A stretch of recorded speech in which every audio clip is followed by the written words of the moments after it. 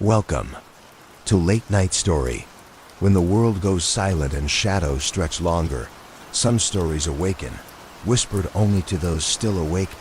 So put on your headphones, turn down the lights, and let me guide you through the quiet hours. If you're listening alone, you're exactly where you need to be. If everyone can leave a comment to let me know where you are listening from in the world, don't forget to subscribe before you drift too far into the dark.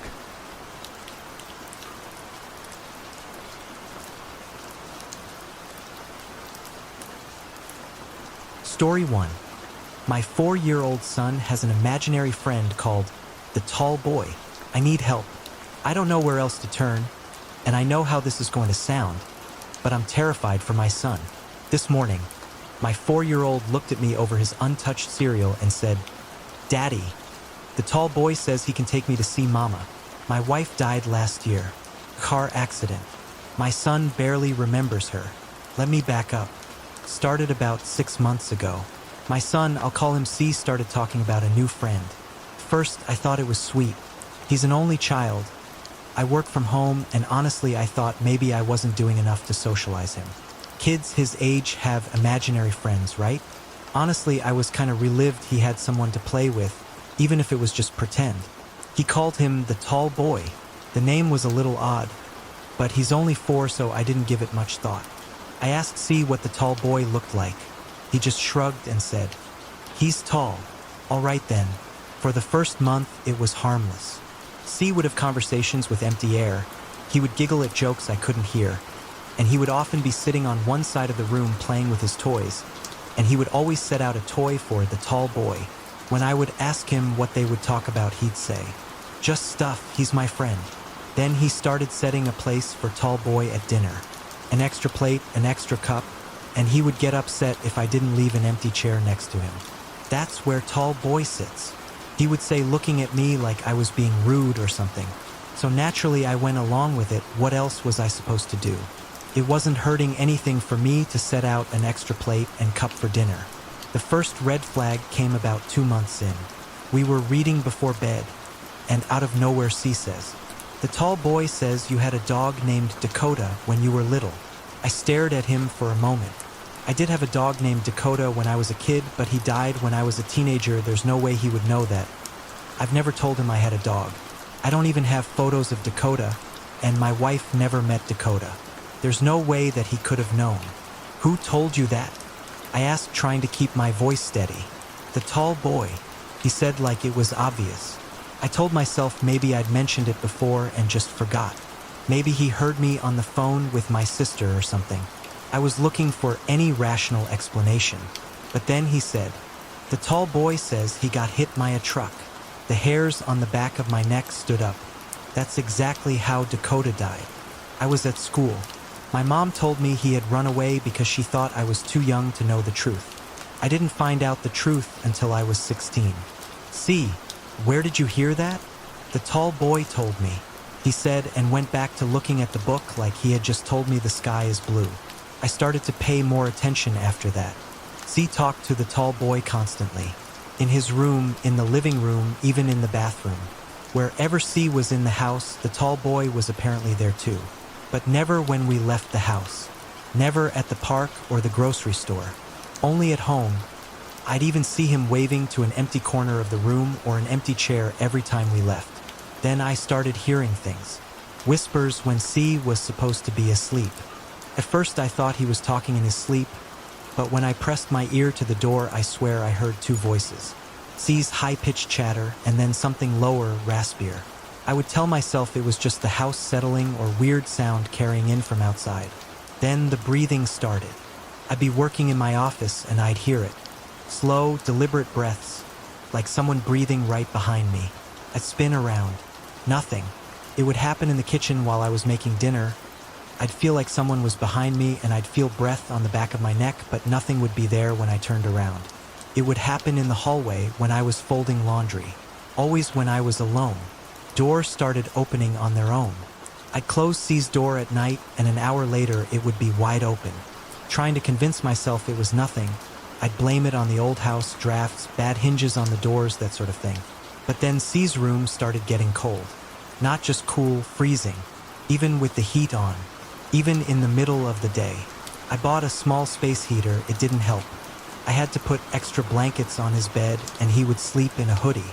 When I asked him if he was okay, he would just nod and say, "The tall boy doesn't like it when it's warm." That's when his behavior started to change. He got quiet, stopped playing with his toys. He would just sit on his bed and stare at the corner and have full conversations with nothing. When I tried to join him, he'd get quiet and look at me like I had interrupted something important. He stopped eating, or barely ate. He would just push his food around and say he wasn't hungry. But I'd catch him whispering to the empty chair next to him. Once, I swear I heard him say, "No, I can't. Daddy will get mad." I tried talking to him, asked if the tall boy was being nice to him. C looked at me with big, terrified eyes and said, "I can't make him go away." "What do you mean, buddy?" I asked him. "He won't go away," he whispered. I asked him to, but he said no. I told him imaginary friends aren't real, that he could just stop playing with him if he didn't want to anymore. C shook his head. "He's not imaginary, he's real." I didn't know what to do. I thought about therapy, but what was I supposed to say? My kid has an imaginary friend that scares him? They would just tell me that this is a phase. Then, 3 days ago, C said something that made me feel like I got punched me in the gut. We were sitting on the couch watching cartoons, when he looked up at me and said, "The tall boy said that Mama was listening to the Yellow song when she died." My heart stopped. My wife was listening to Coldplay's Yellow when the drunk driver crossed the median. I know this because the song was still playing when the paramedics arrived. I never told anyone that detail. It's too painful, I can't even hear that song anymore without thinking of her. There is no way C could have known that. "C, how do you know that?" "The tall boy told me," he said. "He says he was there." I wanted to scream. I wanted to grab him and shake him and demand to know how he knew that. But he's 4 and he looked so small and scared that I just held him and told him it was okay. But it's not okay. Last night, I heard footsteps in the hallway. Heavy, slow. I grabbed my gun from my side table and went out to check. C's door was open. I hid the gun behind my back and looked. C was sitting up in his bed staring at the doorway. "C, he's here," C whispered. "Who's here?" "The tall boy." I slowly turned on the light, hands shaking, and then nothing. But C kept staring at the empty doorway, eyes wide. "C, no one is here." "Yes, there is," he said and started to cry. "He's always here." I brought him to my bed. He clung to me and cried himself to sleep. And this morning he said it. The thing that made me come here. Come to Reddit hoping someone can help me. The tall boy says he can take me to see Mama. I asked him what he meant. He says if I go with him, I can see her again. C said, his voice flat, emotionless. He says she misses me. I'm writing this while C is at preschool. I don't know what to do. I don't know if I should keep him home. I don't know if leaving the house even matters because this thing, whatever it is, seems tied to C, not just the house. I'm scared that whatever the tall boy is, he's trying to take my son from me. Has anyone else experienced anything like this? What do? I can't lose him too. I can't. Please, if anyone has any advice, I need it.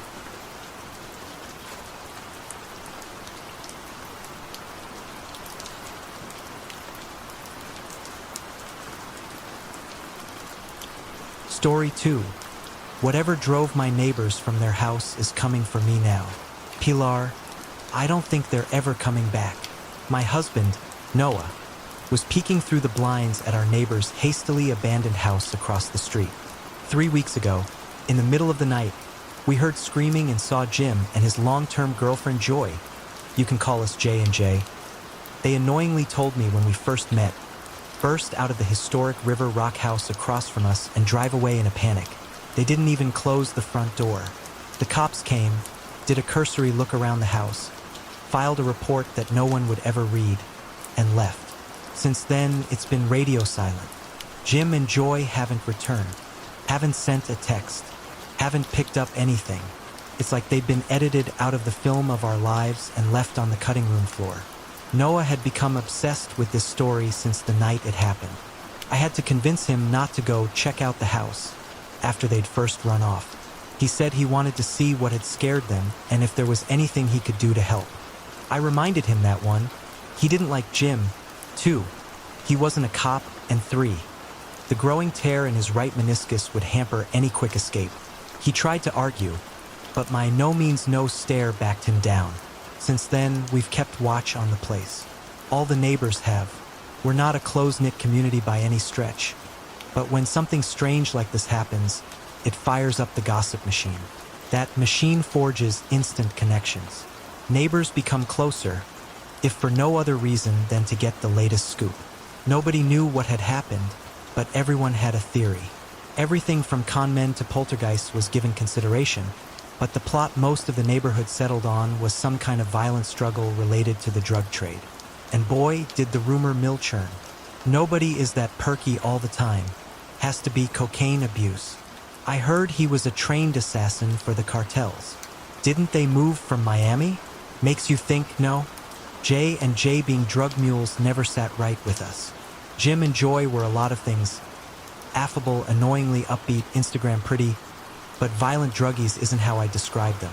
That'd be like finding out your toy poodle was a serial killer. Besides, they were the couple your parents compared you to. Be more like them.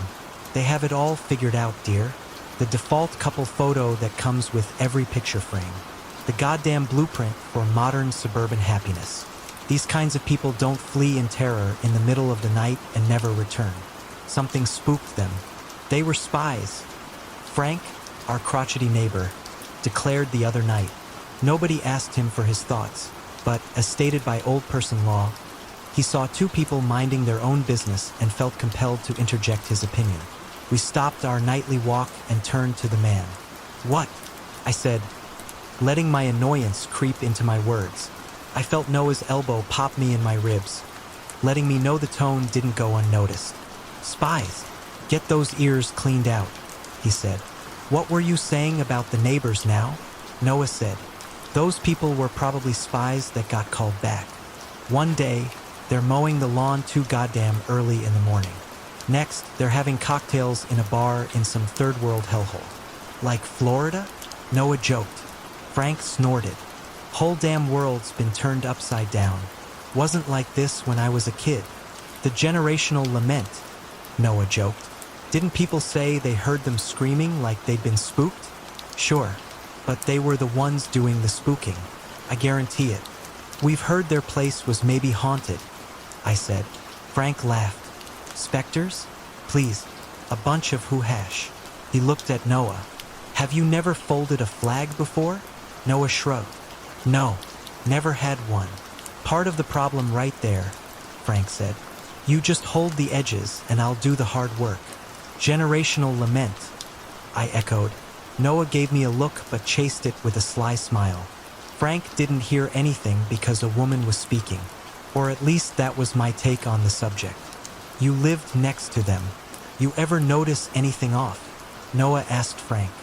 "There was a lot of nighttime activity, a lot of prowling, night conversations, movement in the house and yard." "Night conversations?" Noah asked. "What does that mean?" "Whispering in the backyard." Wasn't in English, so I have no idea what they were saying. But it was constant. Every night. What language was it? I only speak English, so I have no clue. Just another data fact that points to them being spies. "Have you seen anyone go inside since they left?" "No," Frank said. "Outside the police, nobody has even stopped by. I keep an eye on the place too, just in case their handlers visit. I know a few people connected with the company, if you know who I mean." "Do you know Sears or Roebuck?" I asked. It fell on deaf ears and was the conversation ender I'd been hoping it was. Frank told us he'd keep us in the loop if anyone came by and headed back off to his house, the flag tucked under his arm. Noah gave me a look. "Sears and Roebuck? You sound older than Frank." "I was meeting him on his level," I said with a shrug.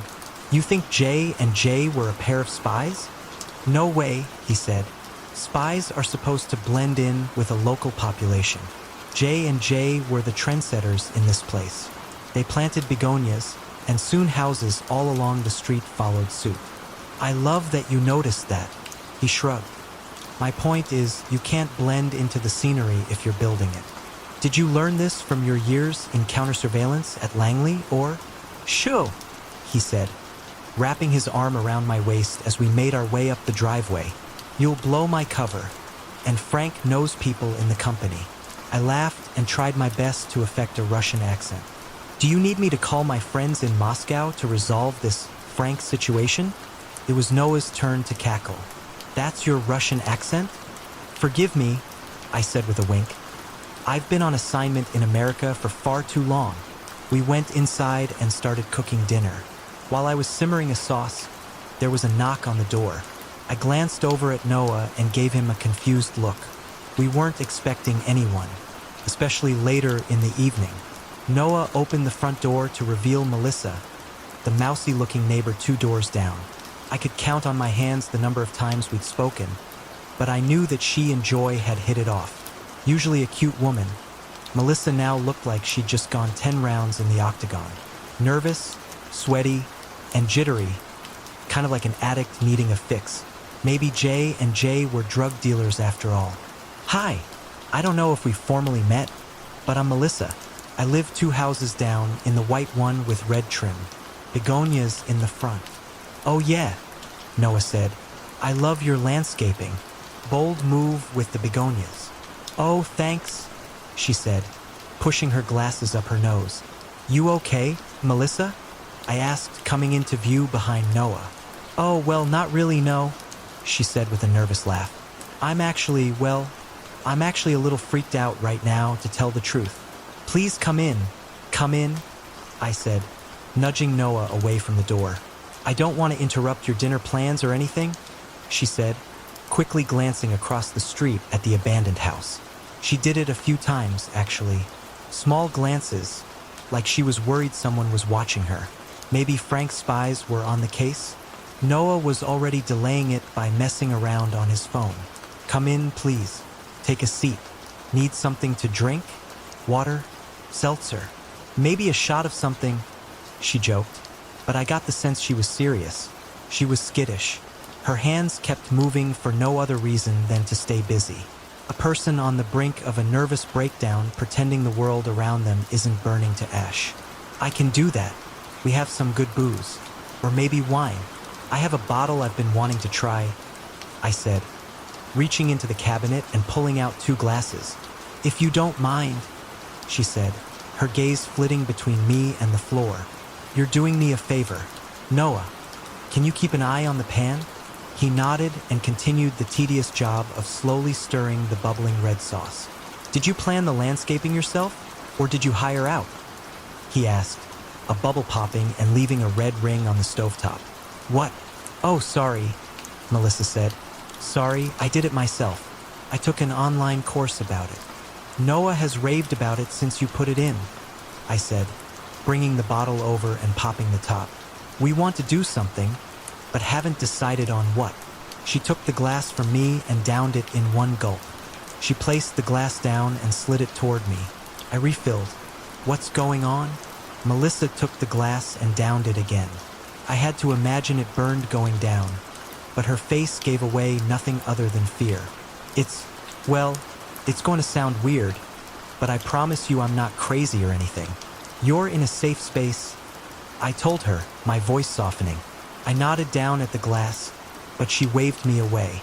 So, you know about Joy and Jim, right? They used to live across from you. Is this about them fleeing in the middle of the night? She nodded. Tears formed in the corners of her eyes. She tried to play it off like nothing was there, but I handed her a napkin, and her facade broke. Thank you. Yes, the ones who left a few weeks ago. Are they okay? They're better now, but still frazzled, Melissa said. I don't think they'll ever be the same, to be honest. I don't know if I will either. This got Noah to turn down the burners and switch his attention from the sauce to the tea. What happened to them? He asked. It started the day they moved in. Little things. Strange noises. Cold spots. Things getting misplaced. That kind of stuff. But then it got worse. Chairs sliding around the kitchen floor. doors slamming at all hours of the night, whispers in the dark, phantom touches on the arm, smell of cigarette smoke wafting through the house, she said, her voice shaky. Then they saw him. Who? She slid her glass towards me again. I refilled it and realized that this woman had put down most of this before I'd even had a sip. I should have started with the $2 chuck and not something I actually wanted to drink. Regardless, Melissa was rattled. If liquid courage helped unlock the mystery, bottoms up. They called him the Drover. The what? I asked. Drover, Noah said. It's a rancher. I gave him a confused look, and he shrugged.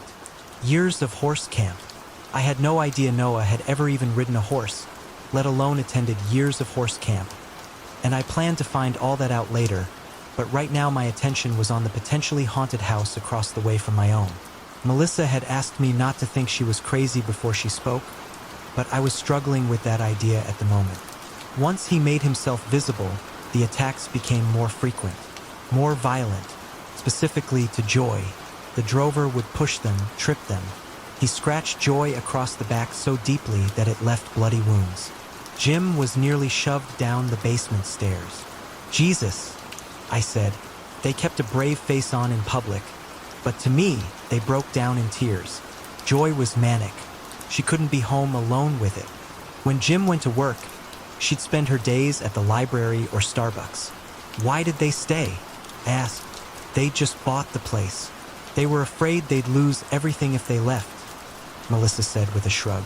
Sunk cost fallacy, Noah diagnosed. I guess. They thought they could stick it out.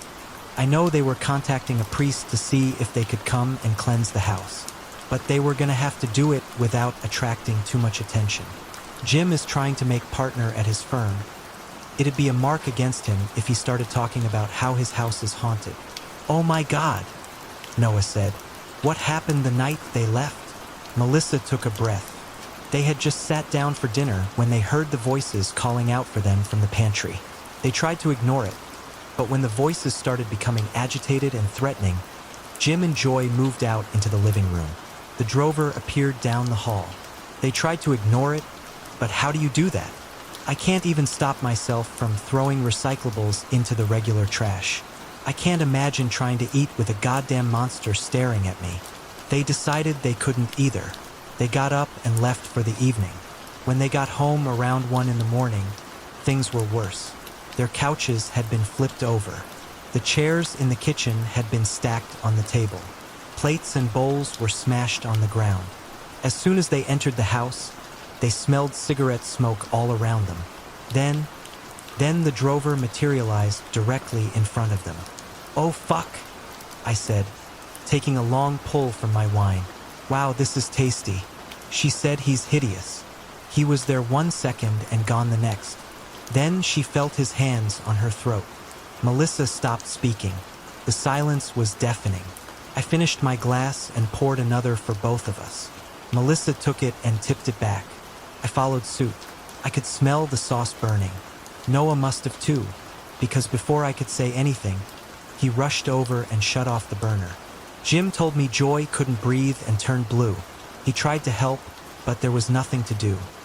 He eventually laid on top of his wife to try and break any connection between her and the Drover. It worked. She caught her breath, but the Drover wasn't finished. Jim felt a burning sensation on his back. They smelled burning flesh. The Drover had branded a star symbol on his shoulder. That's what did it.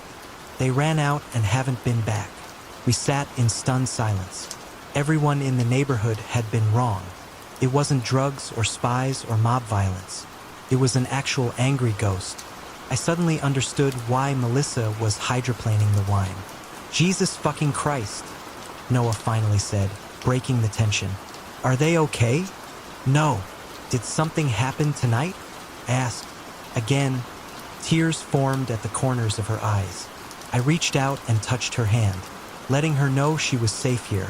No judgment. A tear fell and Melissa nodded yes. I didn't want to pry, but I assumed the reason she was over here was that something had happened. She'd either tell me or not. Joy called me this afternoon and asked a huge favor. She asked if I could go into their room and grab some important paperwork for her. They needed it to sell the house. She said the activity was lowest in the late afternoon. I didn't want to do it, but that poor woman had gone through so much already. So I said, okay, you could have knocked me over with a feather. If a ghost had choked me, I'd never ask anyone, let alone a casual neighbor friend, to go into the house. I was raised better than that. Melissa, as far as I was concerned, was a saint. If I had a vote in the papal conclave, she'd get it. What happened? Everything was fine. First, I wasn't planning on staying long. I'd walk in, head to their bedroom, grab the files, and run out. 10 minutes was the maximum amount of time I'd be in there. As soon as I entered, I felt the temperature shift. It was freezing. As I moved through the hallway, I heard whispers around me. What were they saying? I couldn't make anything out. It was like human vocal static. Just sounds, but my brain knew they were voices. I pushed past and went into their bedroom. I rifled through their dresser until I found the paperwork I needed.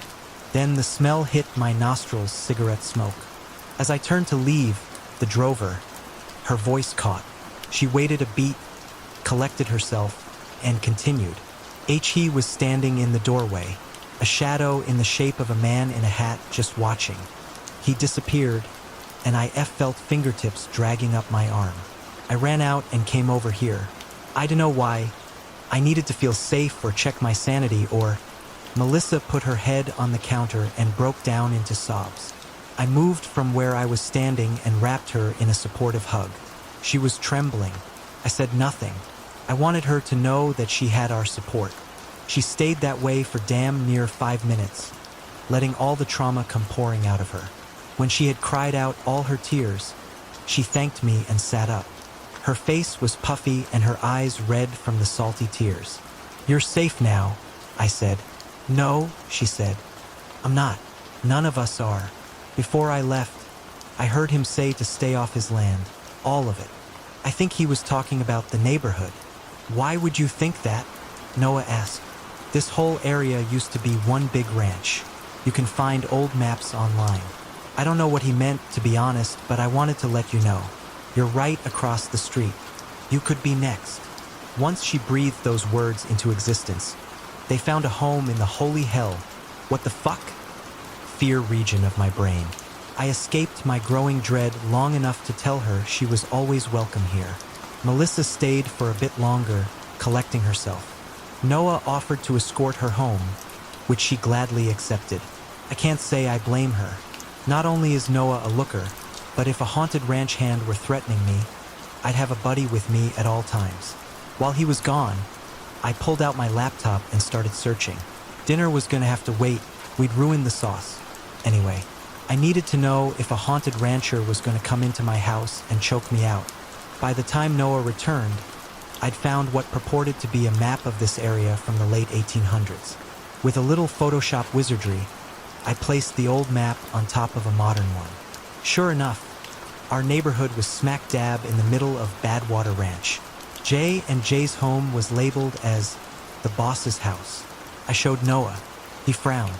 Badwater doesn't exactly portend good things, does it?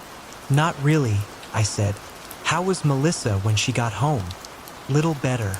The wine helped calm her down, but also made the trek longer than normal. We did more weaving than walking. She gave me the link to that landscaping course, though.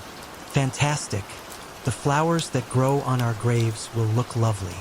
You honestly think that thing is going to come over here? If we agree that there is already a ghost over there, then it crossing the road to our place isn't a gigantic leap in logic. He nodded. Should we go over there and see if anything is there? I knew this was coming. Noah had wanted to go check things out from the jump. Now that there was a spooky story attached to Jay's departure, the drive to go check it out would be full bore. I had zero desire to see what was inside their haunted abode. Nor did I want my husband poking around. No, I said. I don't want to invite this thing over. Assuming there is a thing, which we won't know until we check it out. Noah, I said, narrowing my gaze. Seriously, that lady told us it nearly choked Joy to death. We really want to go pissing a violent ghost off. He held up his hands to show his surrender. Okay, fine. You're sticking to your guns on this one. Huh. I pointed my finger guns square at his chest. I'd rather you not die if I can help it, I said, holstering my hands. He walked over and kissed me on the forehead. What a lovely sentiment. I'm sappy like that, I said, leaning into him. Is dinner salvageable? Noah looked back and shrugged. How do you feel about pizza? About 40 minutes later, 10 after the app's promised delivery time, Noah looked out of our blinds and saw the pizza guy pull into Jay and Jay's driveway. The scruffy-looking man walked up to the front door, pies in hand, and was about to knock on the door when it swung open. The pizza guy was talking to somebody inside the house, but Noah couldn't see who. Pilar. Did someone sneak into Jay and Jay's house when we weren't looking? What? Arju is talking to someone over there. Who's Arju? The guy delivering our food. Don't you ever check the app? I pulled myself from my book and walked over to Noah. Why is the pizza guy over there at all? Maybe he got the wrong address? I glanced out and, sure enough, Arju the pizza guy was chatting with someone just out of view. I looked at Noah. Did Jay and Jay come back? Is Melissa over there again? I dunno. Go say something, I said, prodding him. He could be walking into a dangerous situation. I thought you didn't want me going over there, he asked, already heading toward the door. I'm not heartless. Go save Arju. Noah opened the door, and I peered back out the window. We both saw, in our shared horror, the pizza guy walk into the house. The door slammed shut behind him. Oh shit, Noah said, sprinting over there. Even though every fiber in my body told me to stay, I couldn't let the love of my life go running into a ghost house alone. I put on my big girl pants and ran after Noah. I wouldn't let him face down the drover without me. I caught up with him as he reached their porch. He didn't seem surprised to see me tagging along. Noah walked up to the front door and touched the handle. He instantly yanked his hand back, waving it painfully in the air. What? It's hot, he said. Fire. I don't smell or see a fire, he said. He glanced down at his hand, and his jaw dropped. He held up his palm to show me, and I felt my heart skip a beat. A small star had been burned into his skin, like the drover had branded him. Fuck this guy, he said. He took a step back, squared his shoulder, and rammed into the door. Or he would have, if the door hadn't suddenly swung open and sent him tumbling into the house. I went to follow him, but the door slammed in my face. Noah! Despite just watching him burn his hand on the door handle, out of instinct, I grabbed at it too. It was ice cold. I turned it and pressed against the door, but it didn't budge. I took a step back and kicked it. All that did was send waves of pain up my leg. Still, I gave it another go. Still didn't budge. Not wanting to try a third time and find myself tumbling into the abyss, I ran around to the backyard and looked for another way in. To no one's surprise, Jay and Jay's backyard was a homes and gardens quality retreat, exquisitely designed with top-end patio furniture, a wet bar, and, I shit you not, an actual, authentic brick pizza oven. I sprinted to their ornate French doors and yanked on the handles, expecting them to be locked. Amazingly, they were unlocked. Opening the doors like the Sun King, I strolled into the house and felt the cold instantly. I called out for Noah, but he didn't respond. Neither did Arju. I felt bad for him. I delivered pizzas in the past, and it's already a thankless job. Throw being trapped in a haunted house by an angry ghost into the mix, and it might be the worst job imaginable. Even little Caesar would tuck toga and run away. I made my way to the front door, but nobody was there either. The pizza boxes were even missing. None of this made sense. Where the hell could they have gone? I called out again for Noah, but didn't hear him. But I heard something. Whispers. All around me like bees near honey. Melissa had called it human vocal static, and that was apartment. The whispers sounded like what I imagined English sounded like to foreign ears. Noises that would make sense if God just turned the dial a little to the right or left. My nose caught a scent that, regrettably, wasn't pepperoni. Cigarette smoke. Both of my parents smoked for years, and I've always hated that specific stink. All this did was piss me off. The smell transported me back to sitting with my father, sick with cancer, lamenting that the hospital wouldn't let him smoke anymore. "I don't care that you're here," I said to the empty room. My voice echoed off the walls. "I'm here to get Noah and the pizza guy, and you're not going to stop me. This isn't your home anymore. Hell, you're not even alive. There hasn't been a ranch here in 100 years. There's nothing you can do that's going to stop me from helping my loved one." And Arju, the pizza guy, the power cut off. Begrudgingly, I had to give the drover credit. That was a good way to stop me from finding these two. Pilar, help! It was Noah, and his screaming was coming from under the house. I didn't know this place had a basement. No one else in this area did. If it was anything like the backyard, I imagined I'd be stepping into an aristocrat's apartment. "Please, help!" Came another voice that I assumed was Arju. I felt horrible that he had blundered into this entire ordeal. His tip would have to be biblical to atone for all of this. Exorbitant tipping, another legitimate reason to hate the drover. I scanned the room for the stairs to the basement. Not that I was excited about the prospect, but I knew if Noah were down there, I'd soon be. I wasn't even sure how they got down there in the first place. But when an angry ghost is haunting your neighbor's house and nearly killed the last occupants, you don't question odd shit. It's par for the course, and in that moment I felt like Tiger Woods. The cigarette smell swirled all around me, and I had to assume the drover was on the move. The whispers started again, louder this time, clearer too. While there weren't a bunch of coherent phrases, every once in a while, an actual word slipped through the static and found my ears. Death, leave, torture were among the winners. I spied a door tucked away in the kitchen that had to lead to the basement. I ripped it open and saw an ancient wooden staircase that seemed out of place in the home's interior. While the bones may have been made with classic river rock, the guts had been completely modernized. Why do all that and not change the stairs? "Pilar, is that you? We're down here," Noah yelled from the darkness. I patted for my phone, but I'd left it at home. I'd have to descend into the basement in the dark. Great. As I took my first step, I smelled cigarette smoke again. Melissa's story about Jim nearly being thrown down the stairs came back to me. I glanced over my shoulder but didn't see the drover. I didn't want to stick around to find out if he showed up. Running down the stairs, my foot caught on something sticking out of the wall about halfway down. It was enough to throw off my balance. My body pitched forward, and I grabbed at the railing to keep myself from falling.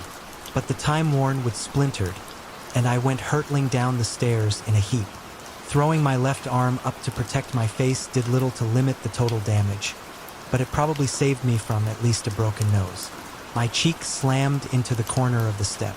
I felt a cut open up and blood trickle from the wound. Because I cartwheeled down the stairs, the blood ran up and down my face, depending on where my head was at the moment. I hit the landing with a sickening thud. The air rushed from my lungs, and I heard my head smack onto the dirt floor. I saw stars, and my vision went blurry for a moment. My landing had kicked dirt off the floor, and I started coughing. Wait, dirt floor? Why in the world did this basement have a dirt floor? Unless this wasn't a basement, but a root cellar. Of course, Jay and Jay were homesteading, too. Probably had homemade kimchi buried somewhere down here. Is this how a concussed brain processes thoughts? As I took a life-saving gulp of air, I sat up and shook the cobwebs from my head. Looking up the stairs, I felt my heart stop. Dozens of disembodied arms were coming out of the walls, their ghostly fingers extended, looking for another leg to grab. What the ever-loving fuck is going on? I heard myself say. From the top of the stairs, a figure rose from the floor. The drover. He was mostly in shadow, but I could see his blood-red eyes just below his hat brim. There were no whispers now. He didn't have to say a word. His appearance there said everything I needed to know. I was in danger. I kicked away from the bottom of the stairs and scooted across the dirt floor. As I did, the drover disappeared, and the door to the basement slammed shut. I was in total darkness. I felt the gritty dirt under my fingernails. I was trapped in an overgrown crawl space that had been here since the original pioneers laid down the first rock. Glancing up, I saw just how low the ceiling was. I didn't think I'd even be able to stand fully down here. I'd have to stoop to avoid cracking my head on the wood and pushing my concussed brain to NFL player levels. "Noah," I whispered. "Where are you?" "Over here," he called out. "That's not helpful," I said. "Where is here?" "Follow the sound of my voice." I turned to where I thought I'd heard him, but as I was trying to locate him, the whispers filled the crawl space. More aggressive, more angry, made finding Noah almost impossible. It was like they were in my ears. I started crawling toward the far wall, assuming they were there. Each time I moved, I kicked up more ancient dirt into my nostrils. I sneezed and coughed, but kept moving. Finally, through the noise, I heard Noah's voice calling for me. I was heading in the right direction. "Pilar, Pilar, can you hear me?" "Yes," I said, reaching out my hand. I felt his hand wrap around mine. He pulled me closer. Then he started yanking at me, pulling way harder than he should be. His grip tightened, and I felt a burning sensation ripple across my skin. The cigarette smell returned. In the dark, I saw those blood-red eyes in front of me. The drover had me in his grasp and was pulling me into a dark corner of the cellar. I started screaming and tried yanking my hand back, but his grip was ironclad. I rolled onto my back and dug my feet into the dirt floor. I slowed him, but my shoes wouldn't catch. I kept sliding. Behind the drover, a swirling white light formed in the corner of the crawl space.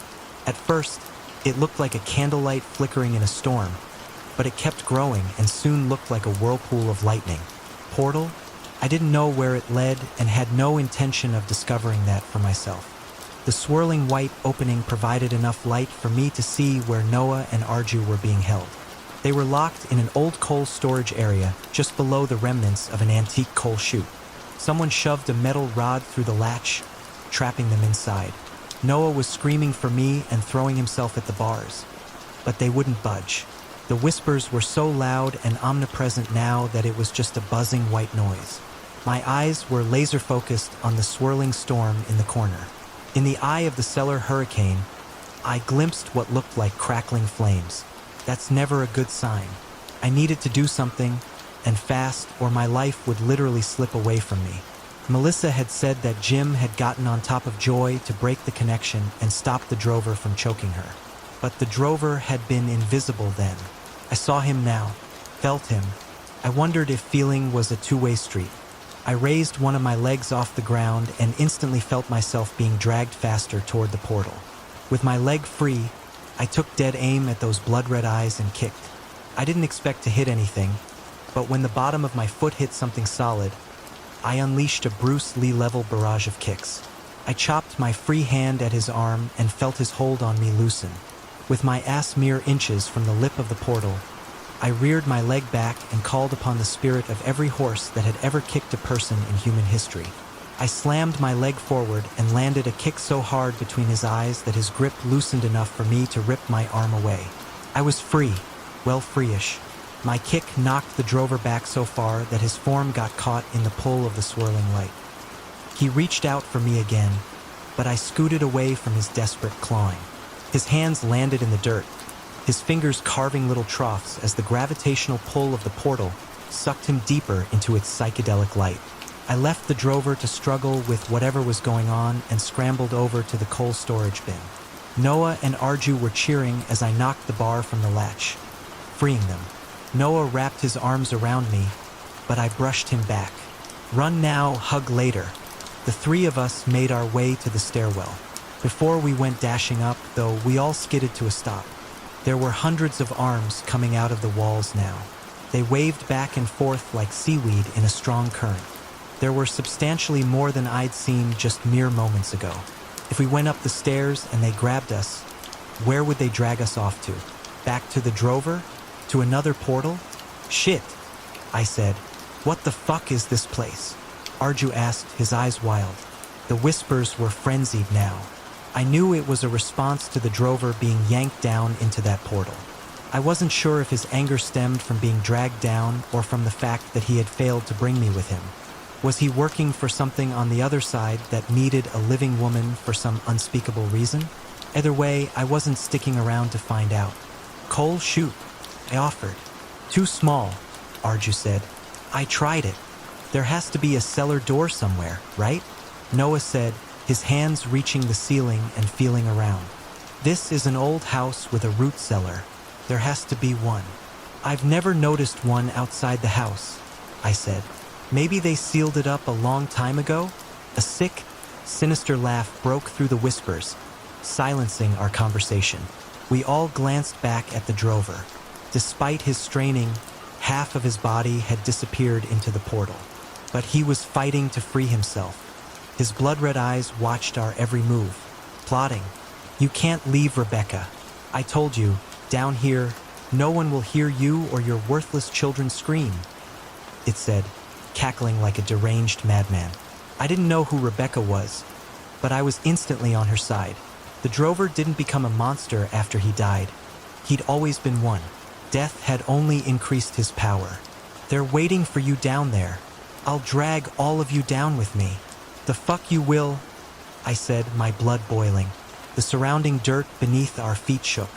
I looked down just in time to see a tiny hand burst forth from the soil. And another, and another. They felt around for something to grab. I'm never delivering pizza again. Tips ain't worth this shit, the pizza guy said in a panic. From the opposite side of the crawl space, Noah's hands found something that felt like a cellar door. He tried pushing up on it, but it didn't budge. He called Arju to help him. With their combined efforts, the buried cellar doors moved ever so slightly. I ran and helped. With the three of us straining, the doors briefly parted. Fresh dirt from above us fell through the crack. An old owner must have landscaped right over the cellar door, probably to keep whatever the fuck was down here trapped. With all of our attention on our escape route, we hadn't noticed that several child-sized figures had crawled out of the ground. I turned and saw half a dozen pairs of blue glowing eyes watching us. I screamed, which prompted the men to turn and add to my chorus of fear. On three, give it everything you have, Noah said, readjusting his grip. 1, 2, 3. We all shoved the doors. My arms strained against the wood, but the harder we pushed, the more I felt us breaking through. Dirt fell onto our heads in bucketfuls. We closed our eyes and gritted through it. Finally, moonlight was visible. With a last struggling push, the doors opened wide. The night sky was above us. Arju scrambled up through the hole first, nearly leaping straight out. He helped Noah out after. I turned and watched as the figure of a woman crawled out of the ground. The children moved to her, and she wrapped her arms around them. This had to be Rebecca and her children. She looked up and we locked eyes. She nodded to me. I nodded back. Pilar, what's the holdup? Before I reached for Noah and Arju's waiting hands, I watched as all the figures moved toward the drover. He struggled to free himself from the portal, but it was in vain. Rebecca and her brood surrounded him and kicked at his head and body. As I was being pulled up, I watched as the drover completely disappeared down into the portal. As soon as his hateful form was gone, the portal winked out. We crawled out of the hole in the ground and scurried away from it as fast as our exhausted bodies could move. We made it out to the lawn where Noah and I collapsed. Arju didn't stick around. He ran to his car and took off like a bat out of hell. Noah and I lay on the grass and stared up at the night sky. I felt for his hand, found it, and intertwined our fingers. We didn't speak. There was nothing to say. We just looked up at the stars and let our bodies slowly recuperate. If anyone had looked out, we'd have looked like the druggies that Jay and Jay had sold their wares to. The tea would be piping hot among the neighbors. I was too emotionally drained to care. What finally got us moving was the sprinkler system turning on. The ice-cold water hitting our skin made us jump up like firecrackers. We moved to the driveway, but it was no use. We got soaked. Noah and I locked eyes and started laughing. Just pure, unhinged cackling that echoed down the street. What the hell is going on here? It was Frank, holding a bag of trash and looking confused. He glanced at us and shook his head. You two on drugs? Not yet, I said, pushing my wet hair out of my face. But I'm hoping to change that soon. Pilar, Noah snapped. Listen, you too want to use devil's lettuce? Do it in your own home, not on your neighbor's lawn, Frank said. I'm gonna throw this trash bag away. Don't be here when I get back. I know a guy on the force, and he'll drop everything to help me. Frank was a lot of things, but a jokester wasn't one of them. He would absolutely call the cops on us tonight and then engage us in conversation tomorrow during our walk, as if nothing had happened. Thus is the way of the wild boomer. In the days since, things have calmed down over there. Melissa had to go back and get something else for J&J and reported she felt nothing this time. I thought it was ridiculous to go back at all, but whatever, maybe she was truly running for Pope. She told us movers were coming at the end of the month, and it'd be hitting the market not long after. The drover was gone. No clue where he went. I don't know why he tried dragging me down with him. I don't understand why he was so violent. I saw his face as he was being yanked down. I saw fear in his eyes. The same fear he saw in the people he'd tortured and hurt and killed over the decades. Sometimes when I'm feeling down, I think about his horrified face, and it never fails to brighten my day. The other night, as Noah and I were coming in from our nightly walks, I glanced over at Jay and Jay's place. In the living room window, I saw Rebecca's blue eyes staring out at me. I nodded at her, and she nodded back. Solidarity across time and dimensions. Soon, child-sized shadows joined her. Their bright blue eyes shone in the evening's purple light. Some even waved. I waved back and felt a stirring in my chest. Those poor, tormented souls finally found the peace they had lacked during their lives. I looked at Noah, who was holding the door open for me. The man never raised his voice to me, never treated me as a lesser, never locked me in a root cellar coal chamber. I walked to him and gave him a tight hug. He was surprised, but eventually melted into me. He was my dude in good times and bad. Hot damn, how lucky was I?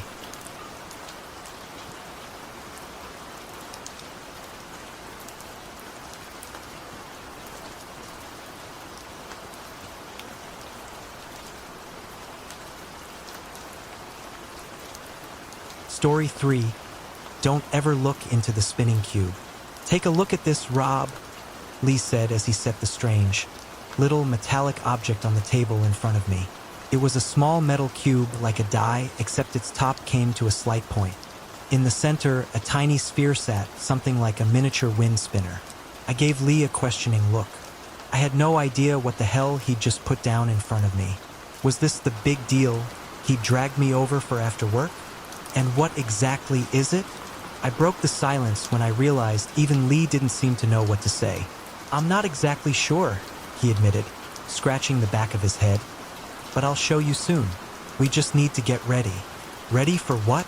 I asked, still wearing my annoyed expression. Lee and I had been friends forever. I knew him too well. He dragged me into more stupid crap than I could count. Most of the times we got in trouble back in high school had been because of his ideas, and judging by that familiar look on his face, he was up to something bad again. So, this thing, Lee said, sitting down across from me on the couch, it's something really special. Lee, I sighed tiredly. It's a metal cube with a spinning thing in the middle. Don't waste my time. Wait, Rob, he said quickly as I started to stand up. Just give me a minute, okay? Please. Lee, I sighed again. I've got a lot to do at home. I don't have time for this right now. 1 minute, he said, raising a finger. Just 1 minute, and I'll show you something amazing. I let out a heavy breath and dropped back into Lee's armchair. Fine, I thought. 1 minute couldn't hurt. A wide grin spread across Lee's face. He practically glowed with excitement. Then, carefully, he set the silver cube in the middle of the table so we could both see the tiny, shining sphere resting at its center. He reached out and gave it a light flick with his fingertip. The little sphere began to spin on its axis, turning like a tiny weather vane. And I just stared, mesmerized. I just stared at the spinning little silver sphere, kept turning and turning, unstoppable. The light from the lamps shimmered brilliantly across its surface. It gave me the feeling that it was spinning faster and faster. Maybe it actually was. I watched it, holding my breath, afraid to even move. Why it felt so good, I couldn't have said, but it did. The whole thing had the same pull as the moment before something wonderful happens. Not fear, not anxiety.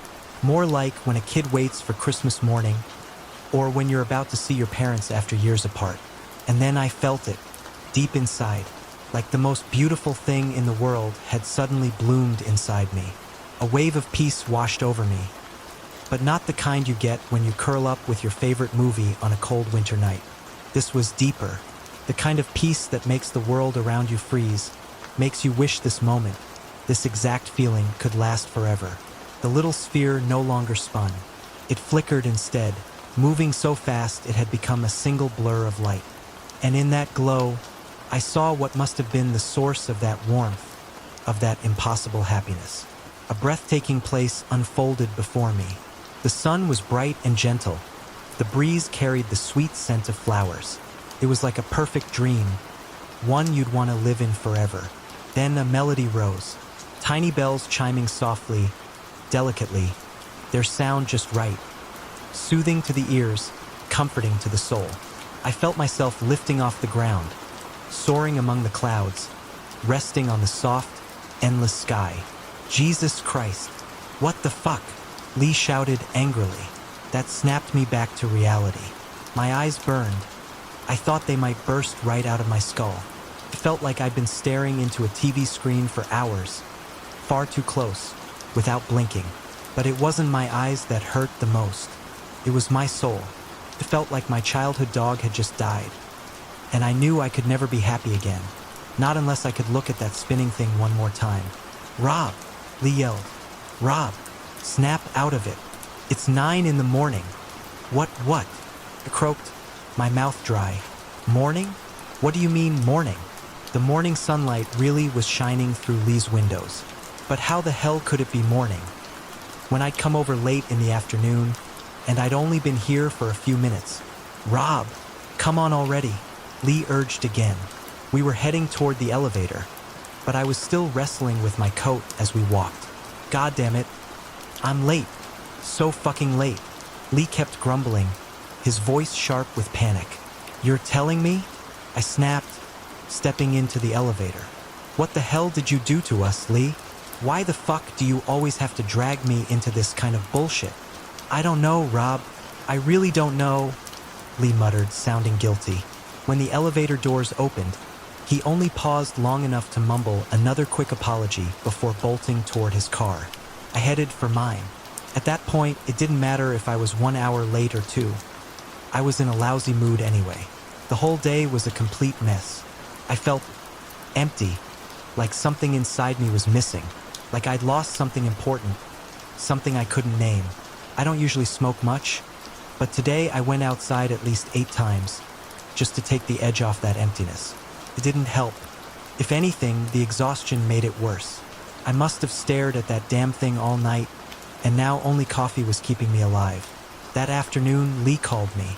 He apologized again, saying he had no idea what had happened. He said he'd just been staring at the thing, and the next thing he knew, it was morning and his boss was blowing up his phone, wondering where the hell he was. I believed his story. I knew he wasn't telling me everything, but honestly, I didn't care. Nothing really mattered that day anyway. But when he asked if I wanted to come over again that evening, I said yes without a second thought. I was sipping a tall glass of cold beer. I brought it for Lee when I arrived. He was already buzzing with excitement. He'd set everything up, water, snacks, soft pillows on the couch and in the armchair. Felt like he was preparing for something. Lee, I asked after another sip, what the hell is that thing? Lee just smiled warmly and offered me a bag of chips. I took a handful. This, he said, lifting a finger dramatically, this, my dear Robert, is the gateway to happiness. I rolled my eyes again. Lee could be so damn theatrical it made my skin crawl. But still, something tickled at the back of my mind. What if he was telling the truth? You don't believe me? He asked with a friendly scowl. Wasn't yesterday's little demonstration enough for you? I don't know. I lied to him and to myself. I don't even know what I saw. Lee gave me that knowing smile, then jumped up from the couch. He opened one of the cabinets and took out the little silver cube again. He placed it on the coffee table with the care of someone handling a sacred relic. I couldn't take my eyes off the thing. I kept stealing glances at it like it was some kind of miracle, finishing the last of my beer without even realizing. "What the hell is it, Lee?" I asked, swallowing hard. "Where did you even get it?" Lee chuckled and flopped back down onto the couch. "I have no idea, Rob," he said with a shrug. "Picked it up at the flea market downtown. And what are we even seeing in there?" Pressed. "I don't know," he repeated. "But it's something beautiful. Feels like pure happiness. Like looking straight through the gates of heaven." I listened to him, deep in thought. Lee could be convincing when he wanted to be. But something about the way he talked, about the way that thing felt, made me uneasy. The little spinner really was the most incredible thing I'd ever seen. But now it scared me a little too. "Lee," I interrupted his rambling. "How long have you been watching that thing?" Lee's face darkened. A few weeks," he stammered. "At first, I wanted to keep it to myself, you know? But then I started to feel like others needed to see it too. Maybe we shouldn't be doing this anymore," I said, unsettled by his words. "Rob, please," Lee said nervously. "Just once more. Watch it with me and you'll understand. Just once." I hesitated. I wanted to see it again, to hear the chiming, see the light, feel that perfect, blissful warmth again. But I was afraid. In the end, it didn't matter. Before I could even answer, Lee had already moved. He flicked the little sphere with his fingertip, and it began to spin once more. The little silver sphere spun again. The light shimmered across its surface, blurred and dazzling, and a wave of pure bliss washed over me. It was heavenly, ecstatic, just like before. It felt as if gentle hands were stroking my soul, as if every perfect moment of my life were happening all at once. Tiny lights glittered like the first rays of dawn. Beauty made tangible, paradise brought to earth. I couldn't take my eyes off it. The lights grew brighter, softer, more perfect. And then the bells came again. Their golden chimes so sweet you could listen to them for the rest of your life. They rang softly, peacefully, as if they were playing right there around me. I could see it now, a radiant place, filled with light, a massive golden gate, shining so brilliantly you'd want to curl up at its base and live there forever. I just stared, lost, unable to look away. My soul drifted high above the clouds. The golden gate loomed before my eyes. Then something changed. Dark clouds began to gather, slowly covering the gate. I strained to see, desperate to hold on to that beauty, that perfect joy, but it was fading. Black clouds surrounded me. The sweet scent of the breeze turned foul, reeking of decay. And still, I couldn't look away from the spinning device. I just kept staring. The chimes grew fainter and fainter until they were gone, replaced by the sound of crying, screaming. Then came a low, rumbling voice, growling words I couldn't understand. I came to when someone shook me gently. "Sir, what happened?" A stranger's voice said. "Are you okay?" My vision was blurry. I could only make out vague shapes in the room. I was choking, my body locked tight, every muscle twisted into a cramp. I couldn't move. People were shouting, but I could barely hear what they said. My ears rang. The world spun around me. "Paramedics are here," someone yelled. "Everyone, move aside." Paramedics? I thought, confused. Then everything went dark, and my mind sank deep into the void. I woke up in a daze. It felt like a veil had been draped over my eyes. Everything was hazy, melting together into shapeless blurs. "Ah, finally awake," said an unfamiliar voice. Where?" I croaked. "Where am I?" "You're in the hospital, Mr. Robert," said a woman's voice. "Can you tell me what you and your friend took?" "What? Took?" I muttered, my mouth dry as sandpaper. "I'm your doctor, Robert," she continued calmly. "You were brought here 2 days ago, both you and your friend. You're lucky the building manager had to check your friend's apartment, or you both would have died there." What happened?" I tried to speak clearly, but my mind was foggy, and my body felt like it had been packed inside a heavy sack. "They kept me in the hospital," I had no idea what to say or even how to explain any of it. The doctors didn't seem to understand much either. We were severely dehydrated, showing all the signs of having sat motionless for days. Lee was the same, only his condition was worse. They had to keep him in a medically induced coma. Days passed. My vision slowly returned, and my mind began to piece things together. I could move again, mostly on my own. I still needed a cane, but at least I could walk. But the craving stayed. It never went away. I wanted to see it again, just once, just one more glimpse of the light. And as it turned out, Lee felt the same way because Lee had vanished from the hospital. Without a trace. I knew where Lee had gone, back to his apartment, back for the device. He wanted it for himself, just like he'd said. Rage boiled in my chest. I couldn't believe my best friend would try to cheat me. That bastard Lee wanted the spinner all to himself. I lasted one more day in the hospital. The doctor wasn't happy about me leaving, but I couldn't stay. The thought of Lee taking that thing somewhere, hiding it away where I'd never see it again, it terrified me. I took a cab to Lee's place, slipped the driver 50 extra bucks just to make him go as fast as he could. Walking was hard. I hobbled my way up to Lee's apartment. The door was unlocked. The handle turned easily, and I stepped inside. The place was chaos. Furniture overturned. The room a complete wreck. The couch still held the faint imprint where we'd sat for days, staring at the spinning silver marvel. Only 2 pieces of furniture were left standing. The armchair where Lee now sat, and the coffee table where the little silver miracle rested. "Lee," I said when I saw him sitting there. "Jesus, Lee, I thought you'd run off with it." But Lee didn't answer. I moved closer. The silver device lay on the table. The little sphere wasn't spinning this time, but the whole thing seemed to pulse, faintly. Lee's head had fallen back, his eyes fixed on the ceiling. I stepped right up to him and froze. Lee's gray, lifeless body had sunk deep into the chair. His skin was burned, scorched black in places. Where his eyes had been were now hollow, charred pits. Lee was dead. I didn't say a word, just stared at him, emotionless.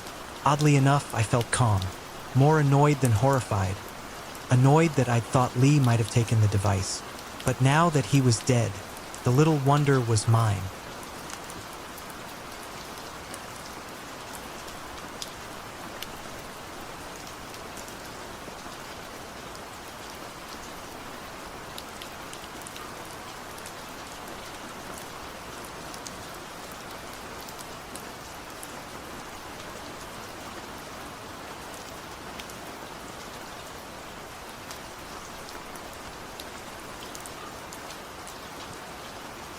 Story 4. My name is Peter, and I did something awful to my small town. I heard the automatic doors of the hospital close behind me as I walked out into a beautiful, albeit chilly fall afternoon. Despite the beauty of the small town around me, internally I was screaming. In stark contrast to what I had just witnessed, what I had just done. It was magnificent outside. I would have loved to go on walk today under different circumstances, I thought to myself, as my body carried me down the street before making a sudden stop, pausing for a moment before turning and smoothly piloting me into our local video store. Thankfully, almost nobody ever goes into the video store, I thought to myself as I heard the door swing closed behind me. My body dragged me in tow as it glided down the aisle of comedy movies. I made my way through each aisle, and to my relief, I didn't see anyone. Unfortunately, that relief would inevitably run out. As I cleared the last aisle and my body made its way past the seemingly abandoned checkout counter, I was about to thank God for allowing me to leave the situation peacefully. Thankfully, I didn't. As I heard the sound of heavy boxes hit the floor, my body swerved inhumanly quickly to survey the scene, and to my horror, who stood before me only 10 paces away, was the kind old video store owner, a second-generation immigrant from Taured. I begged my body to leave the store, but my pleas were unheard.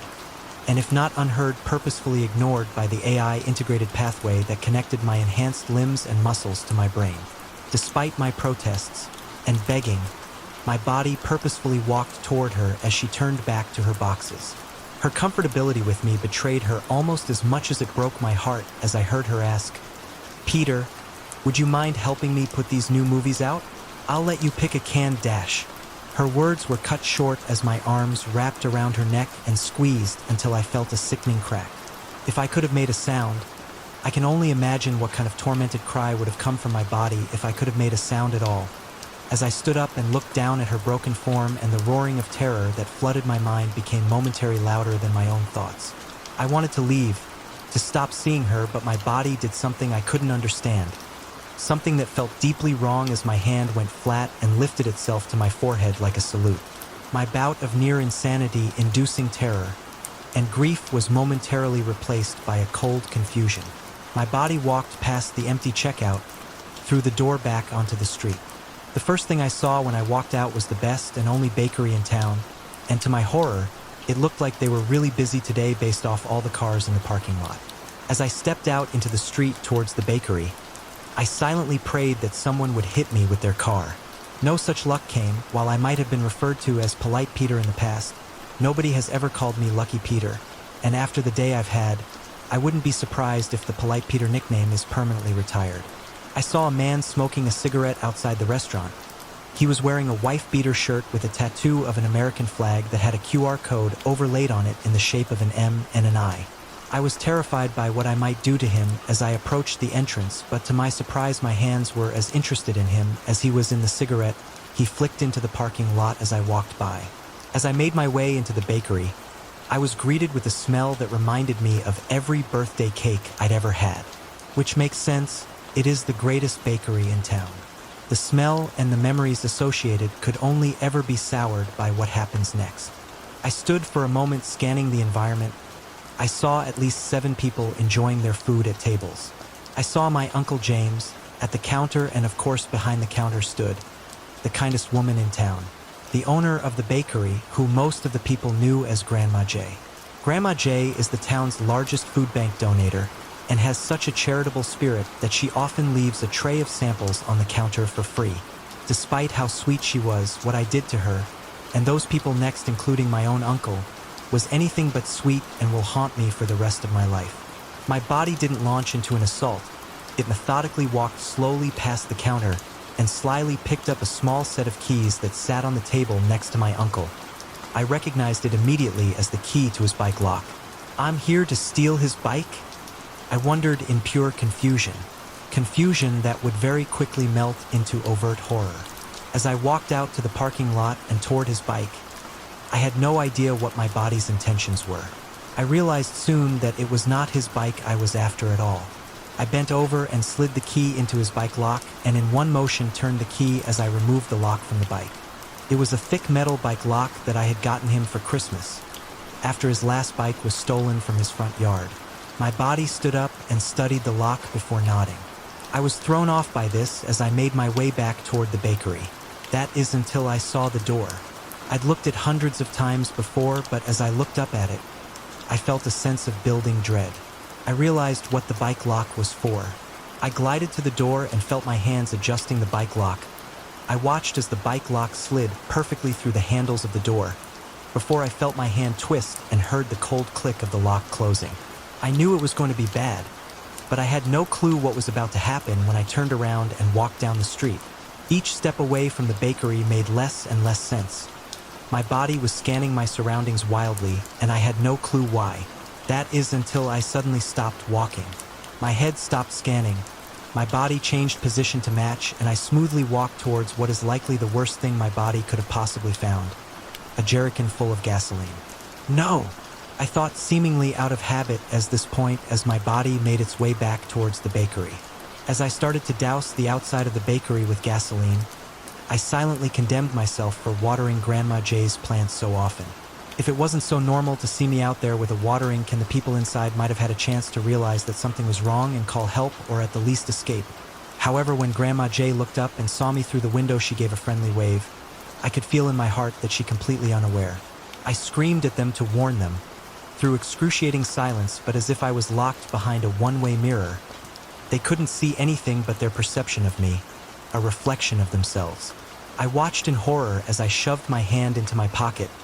I knew what it was the second I touched it. I pulled out the lighter my father had given me for my 16th birthday, before dropping it into a puddle of gasoline. I watched as the fire danced all the way around the store. My body stood locked in place as I watched the fire climb until presumably people inside noticed, at which point I heard the first thud. I heard several stronger thuds. I'm pretty sure they were working together. I was transfixed but unable to assist. I only hoped they didn't see me standing silently out there between the first thud and the time it took for the thuds to slow down and ultimately stop. A few moments after the thuds stopped, when the only sound other than my crying inner voice was the roar of flames consuming the bakery that moments before served as a social hub and warm hearth for our community. The sound of their screams will likely be the background music of my almost guaranteed sentence in hell. If I had any say over my actions at this point, I would have walked into the fire, but unfortunately for me and my small community, that wasn't on the table. In contrast to the despair, grief, and immense regret that wounded my mind and weighed down my soul, my body was far from done as I turned away and from the burning bakery and walked down the street. The casual way my body walked down the street made me sick. I knew in my heart that I could never do those things, let alone walk away as if nothing had happened at all. Yet here I was as I watched through stinging eyes, my body rhythmically marched forward in indifference. The walking went on for quite some time, and I was really appreciative for the break from the intense dread and fear, even if it was short-lived, because as calming as the walk was for my frayed nerves, the fear and dread came back tenfold when I stopped walking and I smelled something I recognized. I knew this part of town. Immediately my heart sank. Before I even looked up, I knew where I was from the smell alone. I stood poised in an aggressive position as I stared across the street at my best friend's bar, and judging from the cars in the parking lot, all of my closest buddies were drinking inside.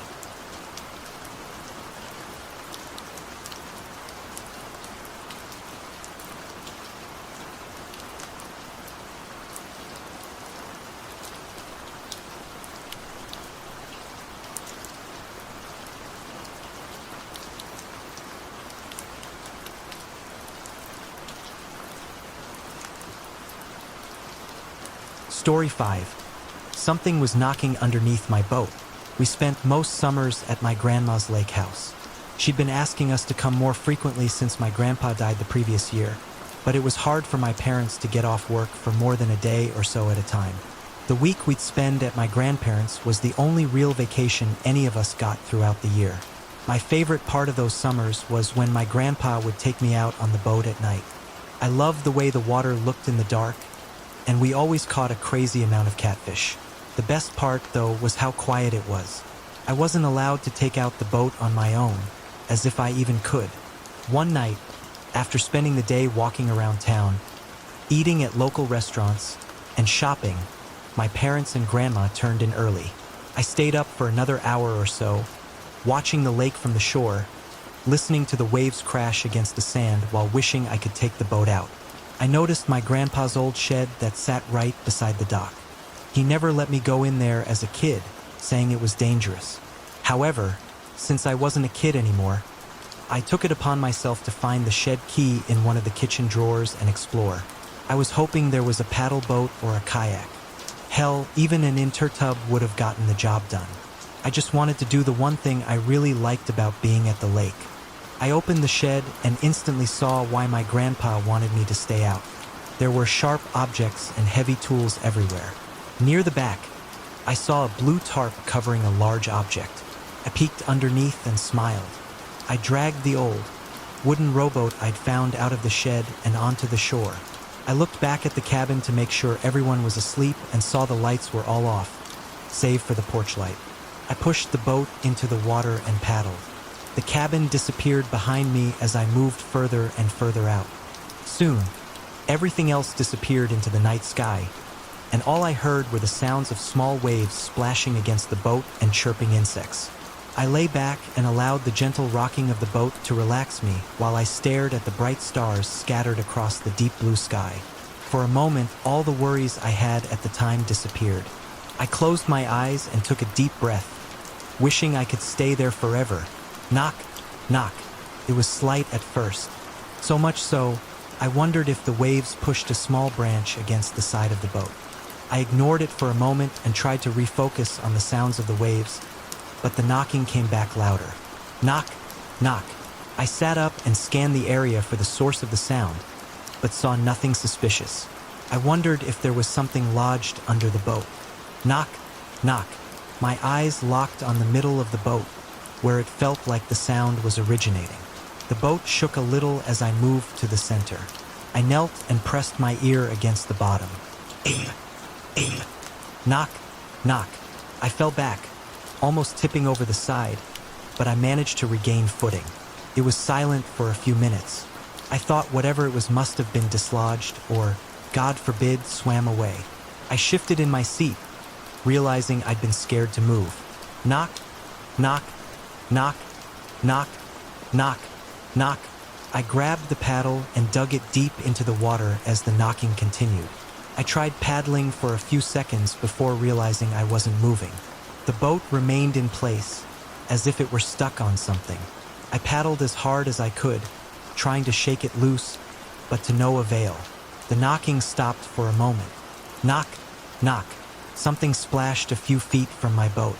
I didn't see it, but whatever it was big, at least the size of a large catfish. I moved to the opposite side of the boat and brought my knees to my chest. I lowered my head to my knees and started praying. Knock, knock. He wants you to ask who's there, said a voice. My hands shook and my breathing increased. I didn't want to lift my head, but knew I wouldn't be able to defend myself if I didn't. I took a deep breath before lifting my head and seeing a small figure on the opposite side of the boat. It was a little boy, around 7 or 8, with soaking wet clothes as if he'd swum to the boat and climbed in. What the hell are you doing? I asked, my voice shaking more than I'd expected. Knock, knock. He wants you to ask who's there, the kid repeated. His face was emotionless. The knocks came again, increasing in speed and volume each time. Knock, knock, knock, knock, knock, knock, knock, knock, knock, knock. Ask him who's there, I think the boy said, though I could barely hear him. I covered my ears, but it didn't stop the sound. It was as if the knocking was in my head. Knock, knock, knock, knock, knock, knock, knock, knock, knock, knock. Who's there? I cried. Stopped. I opened my eyes to see that the boy was gone. The lake stood still. I scanned the area, but saw no signs of the boy or anyone. I breathed a sigh of relief, choosing to believe I'd imagined the whole thing. I put the paddle in the water and began paddling. The boat moved forward, allowing me to relax a bit. I was only a few yards from shore when the boat stopped, almost sending me flying off the front. I collapsed as the boat shook violently, as if in a raging storm. The water around bubbled like it was inside a boiling pot. I screamed as loud as I could. The boat stopped shaking as the water settled. I scanned the area for another moment when I noticed something pale moving underneath. It almost broke the surface before sinking back down. Something bumped the bottom of the boat, and I saw the pale silhouette move along the other side. It happened several more times before I noticed that there was more than one thing in the water. They all stopped in unison and floated just below the surface. I counted 7 of them.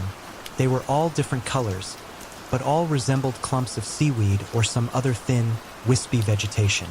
One by one, they broke the surface, and I realized what I was seeing was hair attached to some of the palest children I'd ever seen. Only their heads floated above the water, and all their eyes were fixated on me. I closed my eyes tightly, hoping this was all a bad dream, but when I reopened them, the children were still staring at me. My lips shook as tears fell from my eyes. "Don't cry, Mr. Bryson," said a little girl with dark hair, who swam closer to the boat. "I did everything you said. Tell us another knock. Knock joke, Mr. Bryson," said a boy. "That'll make you feel better." All the children screamed, "Yeah," in unison. "I don't dash," I started. "Another knock.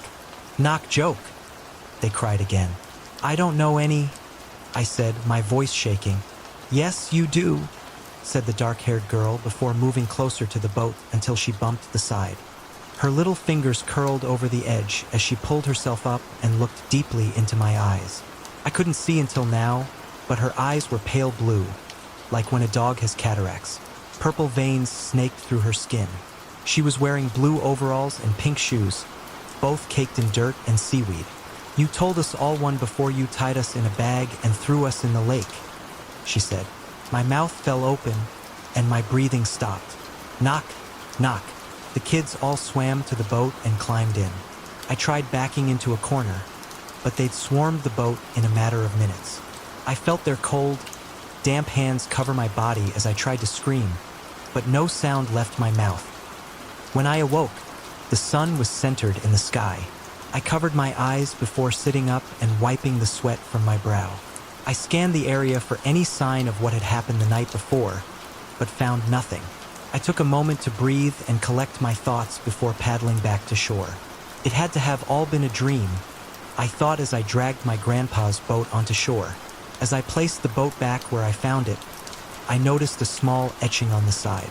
It was of my grandpa's name, Henry Bryson, with the year 1973 underneath. I figured that's when he and my great-grandpa built the boat. I started towards the entrance of the shed when I noticed something under one of the workbenches along the side. It was a large burlap sack. There were several of them. I looked closer and noticed something pink and white pressed against the wall. I pulled out a small shoe, buried in a layer of dust. I instantly dropped it.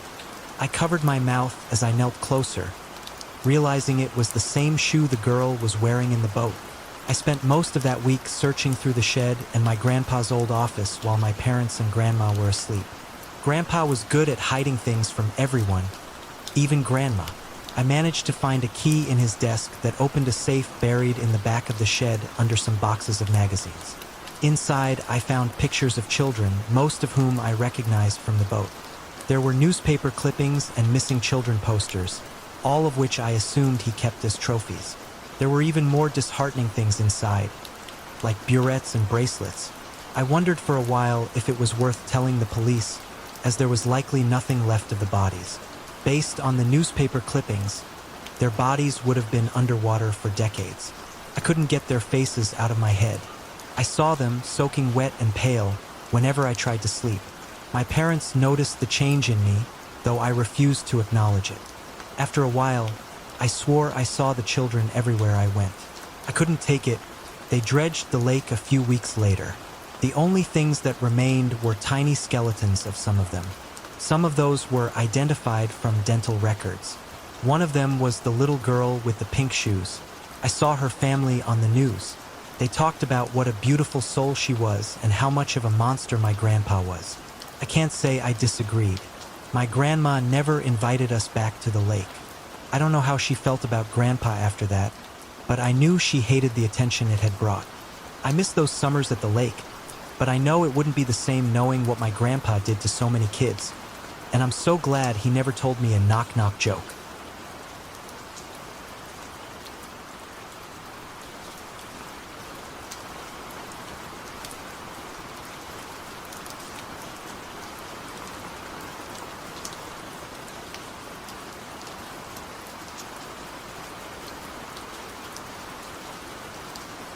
Story 6. Something washed up on the shore last week. I think it's alive. Ain't sure who'll end up reading this or if anyone will. Maybe I just need to get the words out, for the tide takes the rest of me. The sea's been creeping closer these last few years.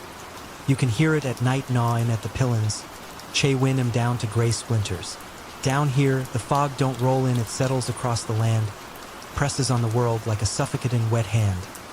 Some mornings it's so thick you can't tell sky from swamp. Can't see the buoy floatin' 20 feet off the dock. Feels like living at the edge of the world, with nothing beyond that wall of gray. Our little town's dying. Shrimp plant shut down last winter, post office followed soon after. Ain't nobody sending letters to this old backwater no more. Ol' Miss Maggie still lights her window come dusk, though ain't nobody stopped by in years. The rest done packed for Baton Rouge or Lafayette long ago. Ain't much left here in St. Odile but ghosts and old memories. The tide keeps eatin' what little's left. One day at a time, that us few still hangin' on we were born here, and here's where we'll stay. Till the sea swallows us too. Even the egrets quit callin'. Maybe they heard something I ain't. I keep my skiff tied behind the bait shack, though I don't take her out much these days. The traps come up empty more often than not, and the harbor master don't even bother talking notes no more. Still, old habit digs in deep. Every dawn I walk down with a thermos of coffee, check the lines, and listen to that foghorn moaning from the point. Used to sound mournful. Now it just sounds tired. Every morning I walk the same stretch ashore, picking through driftwood and busted crab pots for the stove. Most of it's nothing junk wood, old rope, bones of boats too tired to float. But sometimes I find stranger things. One morning I spotted something wedged between the rocks. Looked like a chunk of driftwood at first, dark, waterlogged, half buried in the muck. When I kicked it loose, it clanged against the stone metal. Heavier than it looked. It was cold and slick as river rock. It was about the size of my hand. Didn't look rusted like scrap ought to be. Smooth, polished. Veins crawling along its length like something that used to be alive. Told myself it was part of a motor, maybe a propeller housing, but I ain't never seen one shaped like that. When I picked it up, it was warm to the touch, too warm for something fished out of the Gulf. And underneath the warmth, there was a pulse. A slow, steady hum I could feel in my bones. Can't rightly say why, but I brought it home. Felt familiar somehow, like I'd seen it in a dream. Cleaned the muck off and set it by the window. Sunlight hit the metal just so, and I saw the words etched on the side, neat as machine work. Durith/Unit 1317 A/property of. The rest was gone, eaten by salt and time. I left it sitting on the mantel. That night, the hum filled the house, and my dreams changed. Weren't nightmares, not exactly. I was standing on the shoreline, staring out over the black water, waves lapping against my bare feet. That low, thundering drone rolling through the night. Only it wasn't no foghorn. That slow, rhythmic vibration felt familiar. Beneath the tide, a blue light bloomed, soft, shimmering. Then another, and another, till the whole damn Gulf was lit up like the stars had fallen from the sky. I woke up before dawn, my feet cold and wet, sand all over the floor, and a skull-splitting headache. Look, I know how it sounds, but I ain't crazy. A few days later, another piece washed ashore. Smaller than the first, shaped like a bent rib, black as old oil. It thrummed the same as the other, faint and low, and when I set it near the first piece, the sound deepened, harmonized. Wasn't no coincidence. Next morning, I found another, then another. I had the same dream night after night. Black sea, blue lights, the bone-rattling hum. Only, they weren't no dreams. I started keeping what I'd found in the shed out back, laid 'em out on the workbench like puzzle pieces. Couldn't make sense of it at first, but when I closed my eyes, I could feel the hum.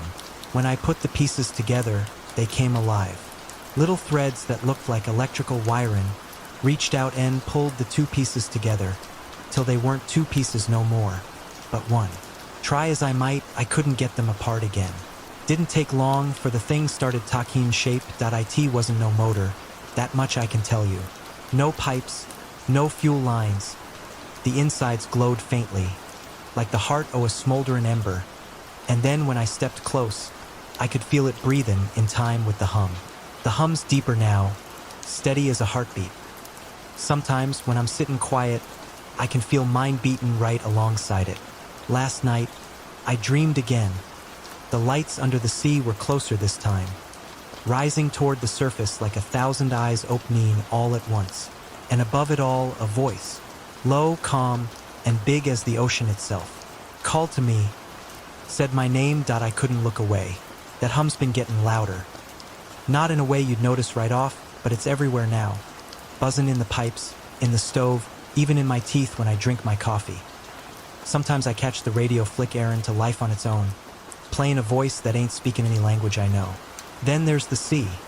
She don't smell right. Ain't brine nor rot, but something else, like the air before a thunderstorm. Last night I saw lights move in under the waves again, brighter this time, closer, and for a heartbeat, I could swear the fog pulsed in time with the hum, like it was alive. The fog's thicker and stays longer with every passing day. Ol' Miss Maggie says her pacemaker sings in harmony with the hum each night. The hum's stronger now. Nothing drowns it out no more. Not the wind, not the foghorn, not even the storms that roll through these parts. The house shakes when it gets going, almost like it's breathing. Last night, I dreamed I was standing at the shoreline again, but it was different this time. The sky was black as pitch, thunder rumbling out past the breakers that I was holding the machine. The thing I built without meaning to, veins of blue light running through it like blood. The sea was waiting for me, wide and endless. Then the lights rose up out of the deep, hundreds of them, glowing blue beneath the waves, rising into the storm like stars falling in reverse.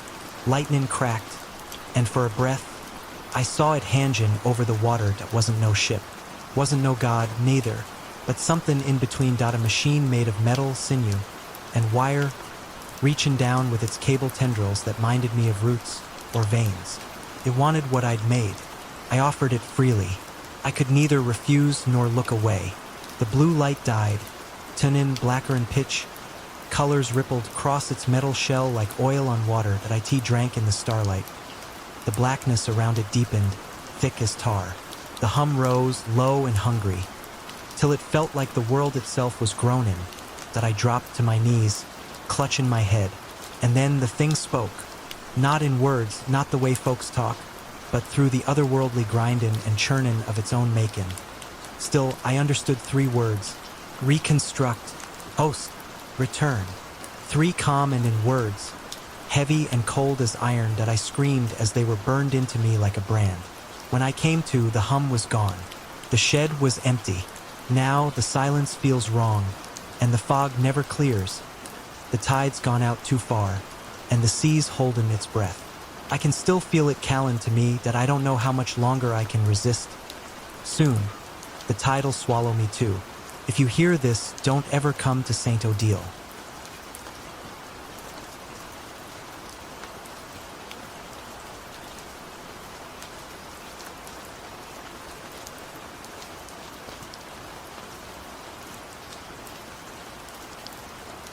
Story 7. I think I either resurrected my brother or conjured a demon. It had only been a week since my brother died. I thought I would have given anything to bring him back. Now I'm not so sure. Only days after his body was found, I was in Ian's apartment, cleaning out his stuff. If I could have waited another month, another year, I would have. Every item I looked at brought back a memory of the times we'd shared. But the lease was up at the end of the month, and no one could afford to keep paying for the place. What made the whole experience worse was that we never really got any answers about what happened. He'd gone a few days without answering calls. One of his friends stopped by to check on him and found his body on the bedroom floor. The autopsy came back clean. No drugs, no trauma. By all accounts, Ian was a healthy, happy 28-year-old. He should have been alive for decades, but he wasn't. And now I was sifting through his life, trying to keep it together.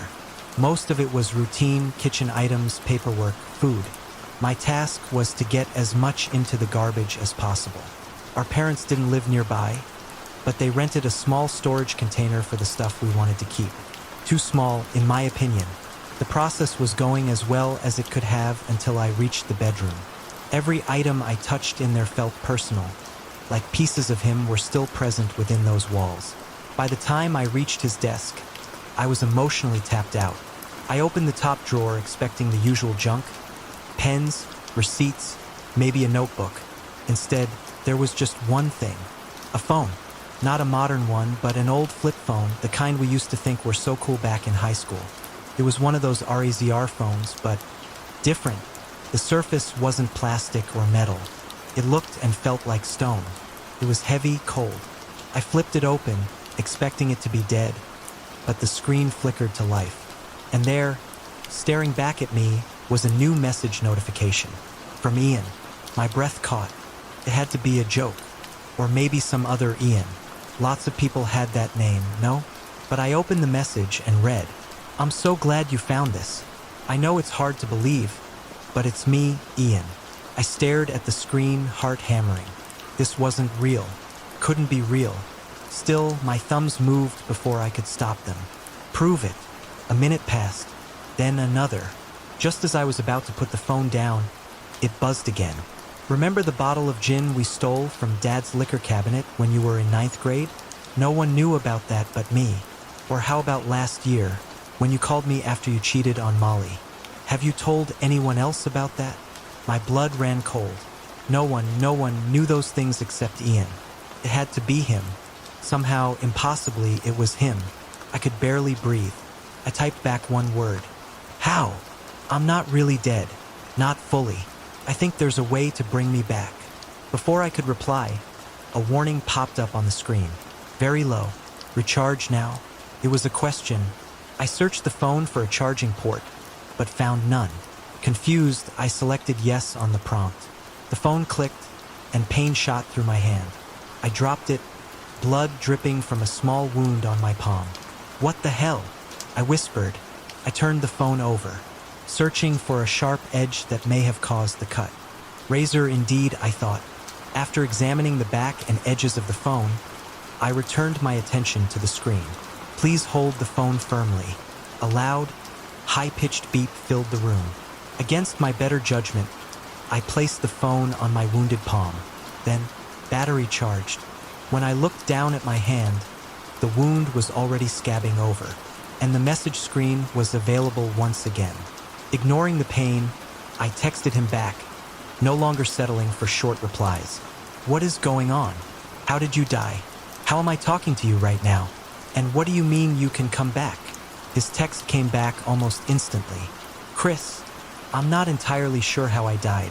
There's a lot I still don't remember, but talking to you helps. It's like it wakes something up in me. Please keep texting. It's dark here. I'm scared. Can you tell me anything? I ask. Just help me understand. The phone somehow connects me to the living world. I remember finding it when I was alive, but never figured it out. I think I wasn't supposed to use it then. It was meant for you. The phone flashed again. Low battery. Recharge now. I didn't even hesitate this time. The pain ripped through my hand again. Charging complete. I texted right away, trying to stay calm. How do we get you back? I think you're already doing it. Every few messages, I feel something changing. I remember more. I feel stronger. I wasn't sure if he knew about how the phone was charged, but I had a sinking suspicion that my blood and his strength were connected. We kept texting for 20 minutes straight. Each time the battery drained, I recharged, alternating hands, the skin on my palms raw and stinging. I was too eager to be talking to Ian to really question what was happening. Until the final recharge. Something was different. The phone itself was vibrating gently in my hand, as if it were anticipating something. That's when I paused. What was I actually doing? Could anything that requires blood to operate be good? I set the phone down, just to see what would happen. The screen buzzed, new messages piling up behind the recharge prompt. I couldn't read them. Then, for the first time, I heard a voice. Chris, are you there? Ian's voice. I'm here, I shouted. I'm here. Whatever you're doing, it's working. I can feel it. I think you're bringing me back. Where are you, Ian? What's happening? I don't know, he said, his voice breaking. It's dark. I can't focus. Just keep going. Please, we're close. My hand hovered above the phone. Chris, please, he said again. It's dark in here. I'm scared. Please, get me out. My resolve cracked. Screw it, I muttered. I picked up the phone and hit yes. The pain was immediate but different. The phone grew hot, so hot it seared my palm. Steam hissed off its surface as I threw it onto the floor. The screen went black. The body of the phone glowed red, brighter and brighter, as the rest of the room began to dim. All the lights from outside the window vanished. The moon, the street lights, everything went dark. The only light in my vision was that red glow from the phone. Then it started to vibrate. Something shifted above it, like a shadow or smoke coalescing midair. The glowing red silhouette pulsed, flickering. The air grew cold. I pressed myself against the wall to get as far away as possible from whatever was happening. But also, my eyes stayed glued to whatever was taking shape before me. The light dimmed further until I was left in total blackness. Total silence. The only sound, my own heartbeat pounding in my chest. Then, I felt a cold, almost wet pressure on my shoulder. "You did it, Chris." Ian's voice, but wrong. It was like two voices were speaking through one mouth. One of them was Ian's, the other sent a shudder down my spine. "This wouldn't have been possible without you." I wanted to run. I wanted to scream, but I couldn't move. "All that's left," the voice said, "is to find my body." And then silence. The lights flicked back on. Everything was exactly where it had been, except for the phone. It was gone. All that remained was a small pile of ash, smoldering on the floor. Maybe my brother was in that phone somehow, but I'm afraid something else was there as well.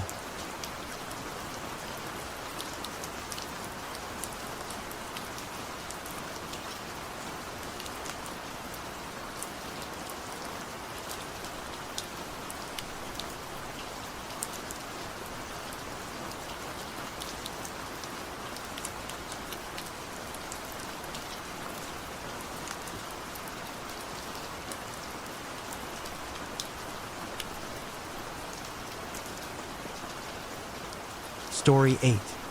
The demon that lives in our mountains granted me a wish. Now he's come to collect it. The villagers say a demon in our mountains grants wishes, but not for free. People here are all religious and superstitious. Our region is well known for its folklore legends. Beings, good or evil, that inhabit the mountains, valleys, or large forests. My favorite is the story of the spirit called Cozier, a devil-like demon that resides in our mountains. He bears the look of a mountain goat, with yellow gazing eyes that see through your soul. His hooves clatter on the mountain rocks in a melody that sounds like the clicking of bones. Cozier hides his true self behind a charming, patient facade. Soon, you would tell him all your darkest secrets and desires. He has the power to loosen anyone's tongue. The Cozier will then make you a proposition. He could make anything you wished come true. You wouldn't have to give anything in return, but if you wanted your agreement to be overturned, he would silence you, blind you, and deafen you to the world. Nearby, a king lived in a castle long ago. He didn't have a fondness for criminals. Any minor crime would be punished in the way of the Cozier, gouging your eyes, pulling your tongue out, and pouring molten wax into your ears. He would then send the criminals to wander. The people from the surrounding villages would often find them still running in the mountains, making inhumane sounds. That's how the legend of Cozier was born. Not so long ago, I was at one of my neighbor's houses. We played cards and drank. The time passed so fast that I barely noticed the sun had gone down. I stood up, my whole world spun around, my vision blurred, and I started falling. We decided that it was time to put the bottle down. He helped me dress up, and I walked out of the front door. I thought I had walked the distance to my house, but wherever I looked, I only saw dark and tall rocks. I stumbled upon a small path that led up into the mountain. I sat on one of the rocks nearby and decided to cool off for a second. I was about to get up, but then I heard some faint cluttering. It sounded like an Asura choir playing the parts of their fallen comrades as instruments. The melodic cracking of bones the legends talked about. I looked up, and a mountain goat was standing above me. His hair was as dark as the night. His horns glowed under the starlight, and his eyes shone through the dark like sulfur. I jumped up. Cold sweat formed on my back. My feet started shivering, and I was breathing heavy. "Hello, dear traveler. What are you doing all the way up here?" His voice was soft and soothing. My feet stopped shivering almost immediately, and I was able to catch my breath. "You're not real," I whispered to myself. "Oh, I'm real. Can't you see me standing in front of you? Can't you hear my voice speaking to you?" I thought I was seeing things. I stood looking at it silently. "I'm not an illusion, my friend, and I know you know I'm not one. I've been with you your whole life, even if you didn't know it. I was deep inside of your heart, seeing all the troubles that you've experienced, all the misfortunes that the world laid on you. I can see how you were not treated well again. You wanted to enjoy a simple night with your friend, drinking your favorite drink over a deck of cards, and your own brain and stomach decided to turn on you, conspire against you, "Let me help you, my friend." He tapped his hoof 3 times. A delicate sound echoed each time through the mountains. My vision cleared. I regained my balance. My head stopped thumping, and my stomach felt fine again. Unfortunately, I was not drunk anymore, but I felt well again, almost like I hadn't drunk any alcohol. "Who are you? Explain yourself." I yelled out at that thing with confusion in my voice. The creature standing on the rock mesmerized me. It made me feel like I was talking to a caring mother and the devil himself. "You know who I am. You always knew who I was. My name is unspeakable by the vocal cords, unwritable in any human language, but the people in your village gave me a name long ago. That name is Cozier, and perhaps you can tell that I already know your name, my dear friend, so no need to introduce yourself. Thank you for helping." "No need for thank yous, my friend. I will gladly do anything to ease your troubles." I felt like I could trust him with anything, that he would fix all my misfortunes. I only had to tell him, "Please don't hesitate. There's no reason to. It's only us standing here, you and me. Anything you need will be fixed. There's this woman I'm in love with. Her name is Hannah. I've been in love with her for the past 40 years. Ever since we were children, I couldn't take my eyes off her. She is and always was beautiful. Her eyes are blue as the mountain creek. Her golden hair shines in the sun, and her skin is soft as the forest's moss. She smiles like an angel, and her voice is like music to your ears. Unfortunately, she's married to another man, carpenter from our village. He's a good man. Everyone respects him, but I can't. He took the love of my life from me. Not a day passed by that I didn't think of her. What's your wish then, my friend?" "My wish is for her to fall in love with me." "Your wish shall be granted, but remember what happens if you decide to reverse it." His voice now sounded rusted and crackling. Cozier then got down on 4 legs, bleated, and quickly ran away. I stood there for a moment, dazed like I woke up from a vivid dream. I didn't know if what I saw was real. When I walked into my living room, I hung my coat and went to bed, not even taking my clothes off. Soon after, I was fast asleep, dreaming. My whole village was burning down. People were running around screaming, children, men and women alike. Hannah stood next to me. Her eyes glowed like the Coziers. I screamed out for Cozier to take it all away, and then I woke up in complete darkness. I couldn't see, hear, or speak. I tried to feel around myself, but there was nothing around. I tried to run, but the ground turned to mud and I kept falling. I woke up in a pool of sweat. A fading sound of hooves knocking on rock echoed in my head. I could still feel the mud on my hands, but when I looked down, they were clean. I managed to calm myself down, but I still wasn't sure if my encounter with the Cozier yesterday was a hallucination or reality. I was eating lunch in my kitchen when I heard loud and frantic knocking at the door. One of my friends from the village was standing outside panting. "Come, Hannah's husband died, and she's asking for you. She won't let anyone else comfort her," he said, trying to catch his breath. I stood in the doorway, bewildered. As we ran to their house, my neighbor explained that Hannah's husband didn't wake up this morning. Hannah hasn't stopped crying since she found him, and she is asking for me and refusing any comforting from her sons or her mother. When I came into the house, she immediately ran to me and tried to hug me. She looked at me with her beautiful eyes, but I saw a shade of yellow glowing in that blue ocean. Her pupils bore a strange shape. I hesitated, but then I decided to embrace her. I could feel her tears running down my shoulder, but the longer I held her, the more she calmed down. Soon after, she stopped crying. I held onto her tighter, and she tightened her squeeze back. Was this the work of the Cozier? Did he make my wish come true? Was I not dreaming last night? Either way, Hannah stood here now, with a look of love in her face. When she let go, she was smiling with that beautiful smile of hers, holding onto my hands. I looked around me. Her family and other townsfolk standing in the room were staring at us in bewilderment and concern. I could feel their eyes stabbing through me. One of Hannah's sons thanked me for helping them, but said that they would like to resolve this matter privately. Hannah started protesting, but her mother dragged her away to the other room. I walked out the door, trying not to stare at anybody so that I wouldn't have to see the disapproving looks in their eyes. I felt the warmth rise and fall over my body. I felt bad for what her family had to go through, but did it really matter?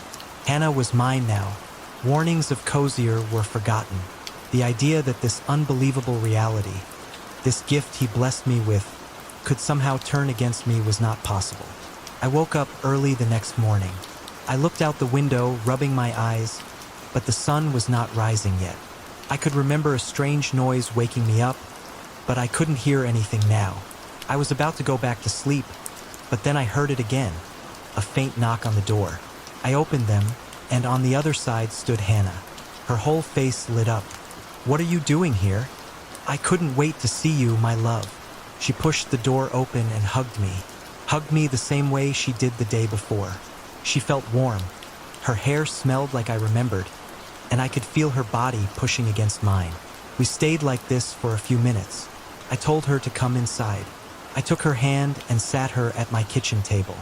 She watched my every move with that loving gaze as I fixed us coffee. My family was against my decision. They didn't want me to come here to you, but I rebelled. I knew I had to rebel. She kissed and embraced me. The evening came, and Hannah realized she didn't have any clothing for the next day. I was an old bachelor, and I had given out all the clothing from my late mother. "I'm afraid we have to go back to my old house, my love." "I'm afraid so too." We walked down to her house, and Hannah knocked. Her son opened the door. For a second, he had a look of relief until he saw me standing behind Hannah. They argued for a while. He didn't want to let me in. Hannah managed to persuade him, but he said I couldn't go any further than the kitchen. We decided to agree on this.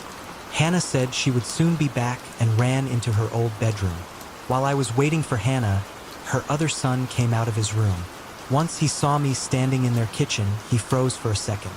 His face twisted in anger. "What is he doing here?" He yelled at his younger brother. His brother tried to answer his question, but before he could finish, he turned to me and started walking towards me. "What have you done to our mother? You put a spell on her. You goddamn devil!" He screamed out. A feeling of dread filled my mind. Hannah and his younger brother tried to tell him to stop, but he got closer and pushed me against the wall.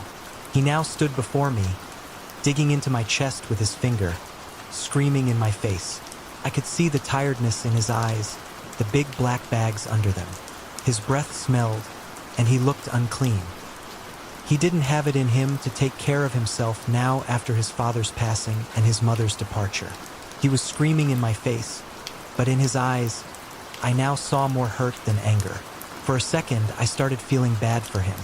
I now felt like a perpetrator of all of his problems. Maybe I should make Hannah return and let the family grieve. Quickly passed through my mind, but then I felt his fist strike my face. I could feel my ears ringing, and an iron taste of blood formed in my mouth. A dull pain pulsated in my left temple. My eyes quickly darted over the room. There was a pan sitting on the kitchen stove. I picked it up and struck him over the head. He fell to the ground. A pool of red blood poured out of his head. His eyes were open, but his stare was blank. The smell of iron filled the room. I murdered her child. The pan had his blood on the back. I slowly dropped it on the floor. The younger boy grabbed hold of his brother and tried to wake him back to life, but Hannah rushed to my side, making sure I was okay. He was screaming out his brother's name, shaking his lifeless body. Tears were pouring down his face as he hugged his brother's corpse, whispering to him, calling to God to bring him back. I don't think he was aware we were still in the kitchen. His shirt was now soaked with blood. The cries turned into faint, quiet sobs. I looked at Hannah, but there were no tears, only the usual look of love now mixed with concern. I took her hand, and we ran. When we got to my house, I opened the door and sat down at my table, panting. "Oh, how they hurt you, my love. Why would anyone want to harm such a sweet man like you? Those evil men. I will never forgive either of them. Good thing you hurt that bastard. I'm proud of my strong and courageous man." I opened a bottle of brandy and sat down. With each drink, I started to realize what had happened. I have killed a man. My dream of Hannah being mine has been fulfilled, but at what cost? I didn't feel bad for her husband dying, but I didn't mean to bring death on her family by my own hand. Hannah didn't talk much, while I continued to drink my problems away. I was glad she came to my rescue first, but her not being moved by her son's dying was unnatural. She just sat there across from me, looking deep into my eyes with love, or at least what seemed like love. She started humming a melody, one from my childhood that my mother used to sing before I went to bed. The drink slowly eased its way into my brain, and I started to relax. I could hear dogs barking from the village. They were louder today. Somewhere in the distance, a mountain goat bleated. I was almost falling asleep, but then I heard a strange noise. I ignored it at first, but it kept getting louder. I thought I heard my name called out. I looked out my window, and there was no one around, but every second the noise kept getting louder. Now I was sure someone was calling for me. The ground thudded rhythmically. I rushed to the window again and saw my entire village with fire torches coming to my house. I ran to the door and bolted it shut, standing next to it, my legs shaking, trying to catch my breath.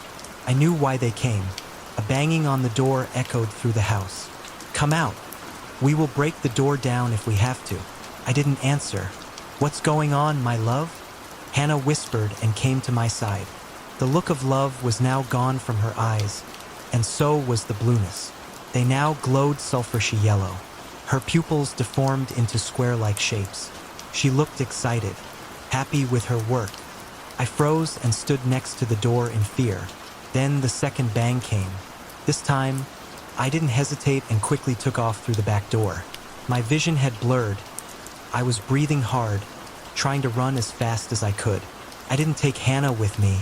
Whatever she has become, it was not the woman I once loved. For a second, I could hear thumping far in the distance, but as I ran into the forest, it slowly faded away. The adrenaline stopped, and I realized how exhausted I was. I saw a cave going inside the mountain. I fled into it, sat down, and wept. "I want to take my wish back," I yelled out. The clattering of the hooves echoed through the cave. The darkness was pierced by two glowing yellow balls approaching closer. A demonic voice spoke. "Haven't seen you in a while, my friend. I told you everything comes with a price. I think you owe me something now."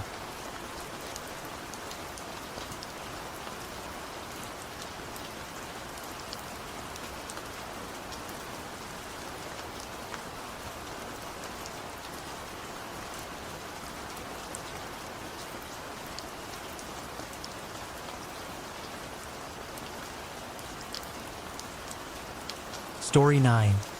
I was an engineer in heaven. Now I'm a guest in purgatory. When the elevator doors opened and Gabriel stepped out, escorted by an unfamiliar face donning a familiar uniform, I thought for a second I was seeing a ghost. He'd been there recently enough that his chewing gum's minty smell still lingered in the dormitory's corridors, comingling with the odor of copper and burnt-out electronics. The last time I had seen him was 3 weeks earlier, as he departed from heaven for the first time, the sound of his sarcasm following him into the back seat of the van that carried both him and Mateo back to the airport. "Welcome back to heaven, Father. There's even less left now than the first time you were here," I said, attempting to diffuse the sour look that was already plastered across his face. "You know very well I'd have rather stayed in Rome than ever come back to this frozen hell's cape," he said, a bitterness in his voice even deeper than the mines that ran beneath our very feet, if any of them were even left after the events that transpired here during his last visit, or the events that were to come. "What do you dash?" I started my response, but was cut short by Gabriel rushing me and grabbing my coat, nearly lifting me off my feet. "Hear me now, boy. I had nothing to do with Sister Lucia's disappearance, and you know that." He was screaming now, froth forming at the corners of his mouth, either from the disintegration of the gum he was chewing or the sheer rage that now drove him towards me. "I only agreed to come back so I could throttle you for the implicat dash." He was cut off by one of the guards hitting him with a low-power burst, causing him to lose grip of my jacket and fall to the snow. "Stand down," I warned the guard, holding up my hand and signaling for him to put away his weapon. "Father," What do you mean you had nothing to do with Lucia's disappearance? That fact is obvious. Unless you can atomize people at will, nobody in their right mind would accuse you of such. The bitterness in his face melted into a scowl once again, not of hatred but of contemplation. So you aren't the one who sent these goons to my parish, dragging my poor elderly bishop along behind them to accuse me of murder or worse? He questioned, his eyes scanning my face, likely looking for signs of a deception that even I wasn't privy to. Father, I was only just this morning informed that you would be returning to us, and I was told you would be doing so willingly. I directed this last word more in the direction of the priest's captors than him, once again warning them with my eyes that he was not to be touched again. They took the hint and started back towards the front gate, where the van still idled. I helped him to his feet and brought him inside. They cornered me as I left my office. I was bundled into a closed room, in a catacomb where the light of God has likely never shone. My bishop was there waiting along with those two, he explained, looking over his shoulder towards the vault door that led back to the snow outside. They had evidence of what I had done to Lucia. A video of us walking through a terminal together, and Father Mateo and I pulling her into a door asterisk. God asterisk knows what they were implying we did to her. You and I both know that such a video should not exist. Lucia never left this nightmare, and it occurs to me now that I likely won't escape it either. He finished, rage fading to hopelessness as he bowed his head and looked at the floor. Once again, Father, I assure you I had no part in this. The field does not take kindly to coercion.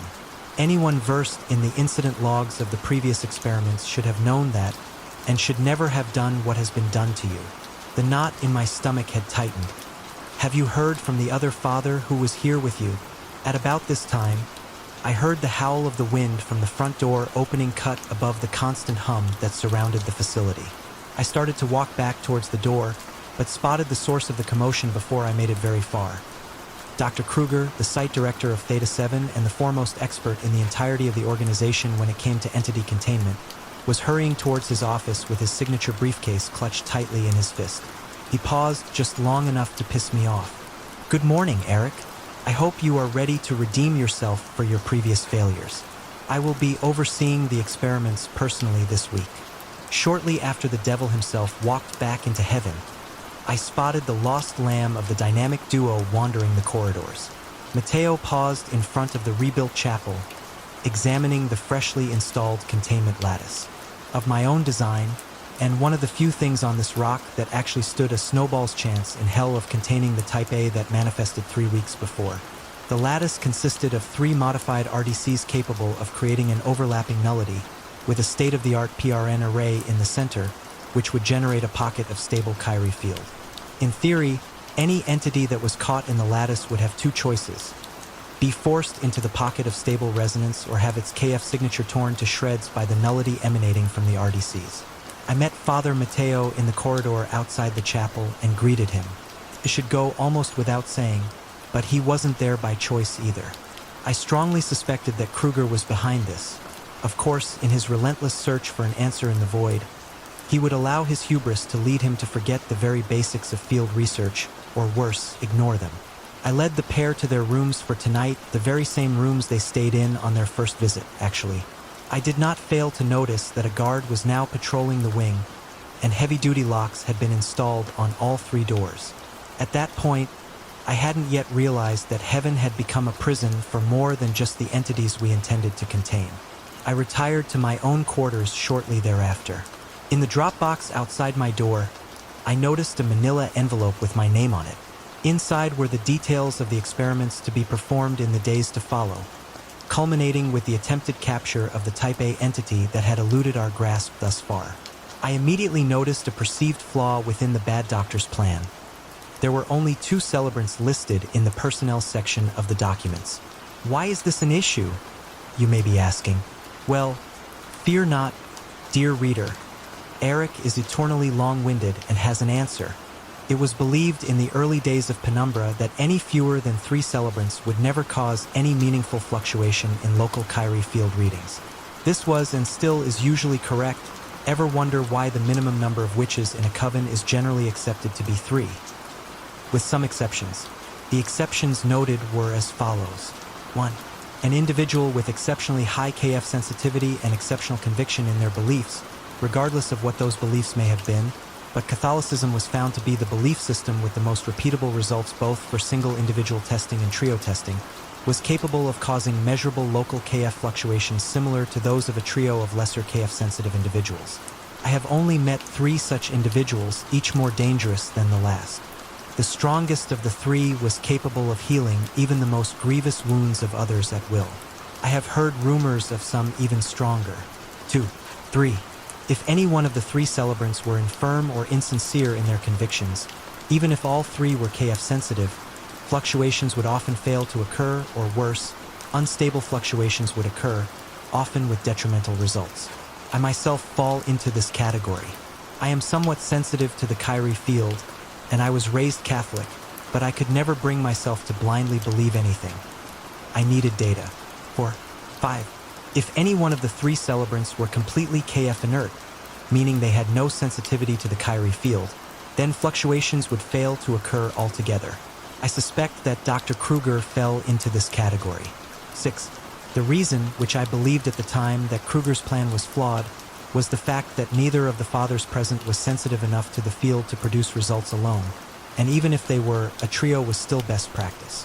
It wasn't until I got to the equipment section of the document that I realized there was an additional RDC listed, purportedly modified to amplify the KF sensitivity of existing conduits, designated RDCL1.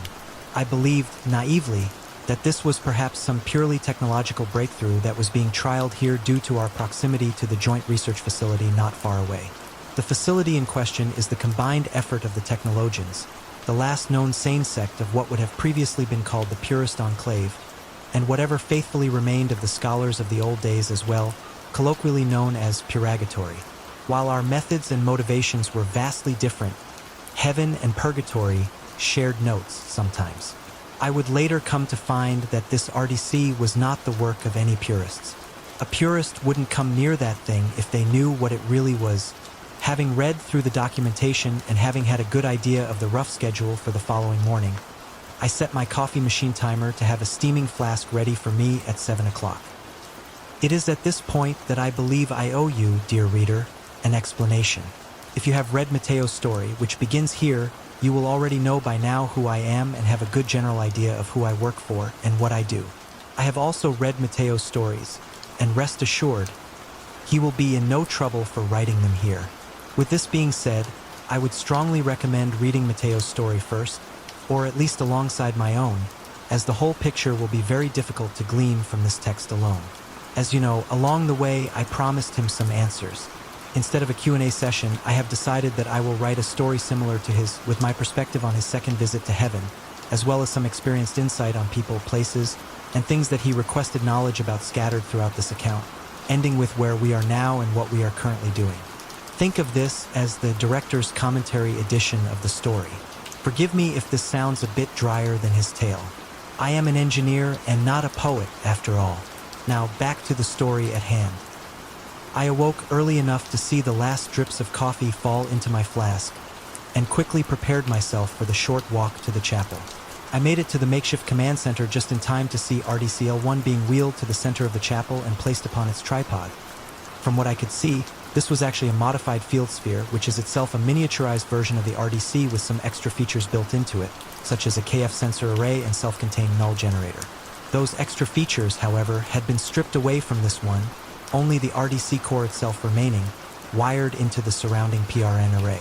Taking a cursory glance at my monitor, I noticed something unusual. Though no one else was in the chapel, the very beginnings of a resonance pattern could already be seen in the graph. Even more strange was that I vaguely recognized the pattern. It was one I had seen recently, I knew, but I did not connect the dots until later. Very shortly after noticing the pattern, I saw a spike in local KF fluctuations and noticed Mateo and Gabriel walking in, being escorted by Kruger. "Good morning, Eric. Early to the party as always, I see." He jeered quietly as he took his place beside me on the command center. He then addressed the room, announcing the start of the experiment. Today was simply meant to be resonant testing and analysis. Another breadcrumb on a long trail that led to eventual, unholy revelation was the manner in which he announced the experiment. He mentioned Article 1 alongside Matteo and Gabriel, as if it were the third celebrant. The testing itself differed from the norm as well. Instead of starting with the usual Bible passages, Kruger had the fathers read through a multitude of strange documents. Random numbers, gibberish, and more gibberish.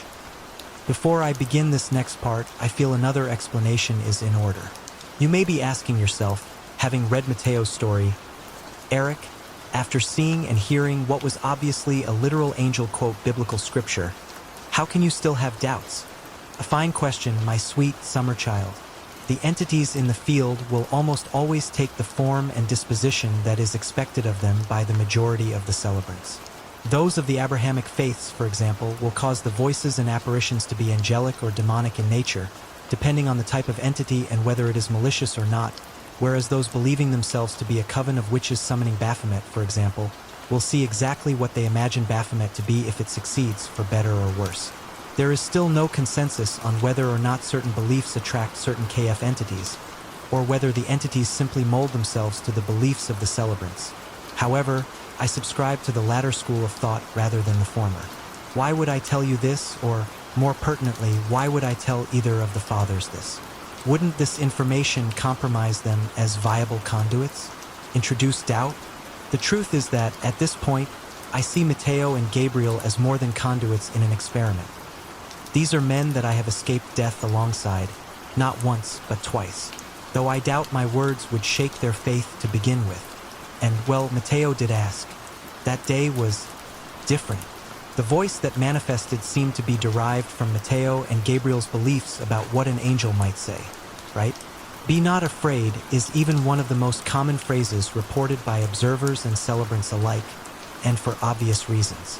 The difference was not what was said, but who said it. The voice was one that I and many others had heard before. It was Anya's voice. Anya's voice is not a good sign, but it doesn't always spell disaster. The description I gave to the fathers after this event was accurate, but not whole. She is known as the first witness, but there is another. No, it wasn't me who slipped those men the book that Matteo mentioned in his story, though I do suspect I know who it was. Sadly, he never made it out of heaven that day. The next day, at around 11:45, I was at the command center terminal reviewing resonance readings from the previous day's tests, as well as from the tests performed during Matteo and Gabriel's first visit to heaven.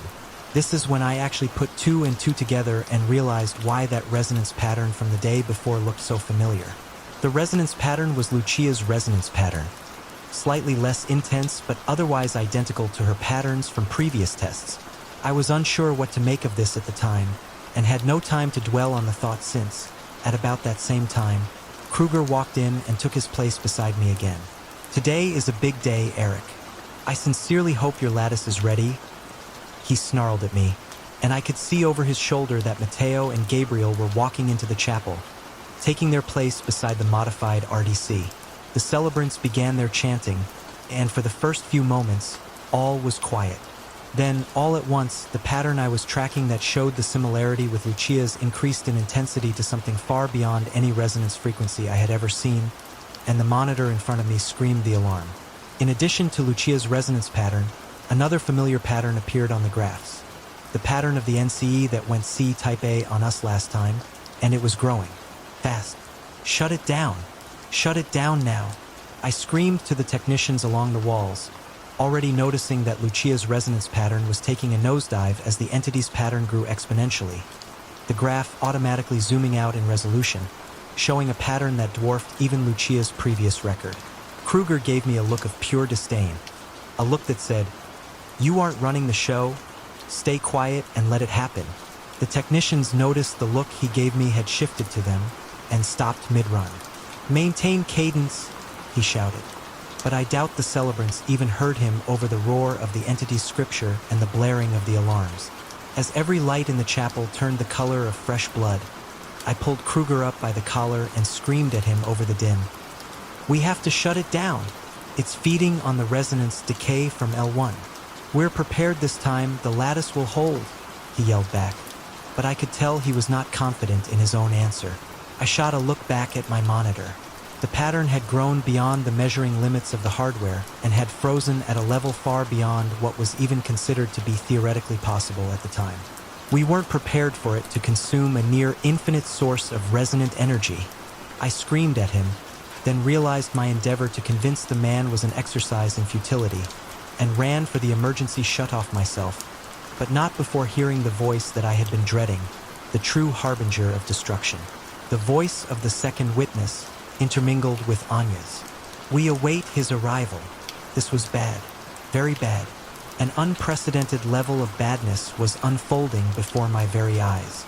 Entities with resonance patterns 100th the size of the pattern I had seen on the monitor had leveled entire facilities and resulted in absolute chaos for the surrounding region. And these manifestations were always preceded by the second's voice. The manifestation event itself was also unprecedented. Never before had KF entities been known to merge with each other, much less merge with technology in the way that this entity did. I voiced this aloud, and Kruger's response all but confirmed my darkest fears. Artsil-1 wasn't just a modified RDC.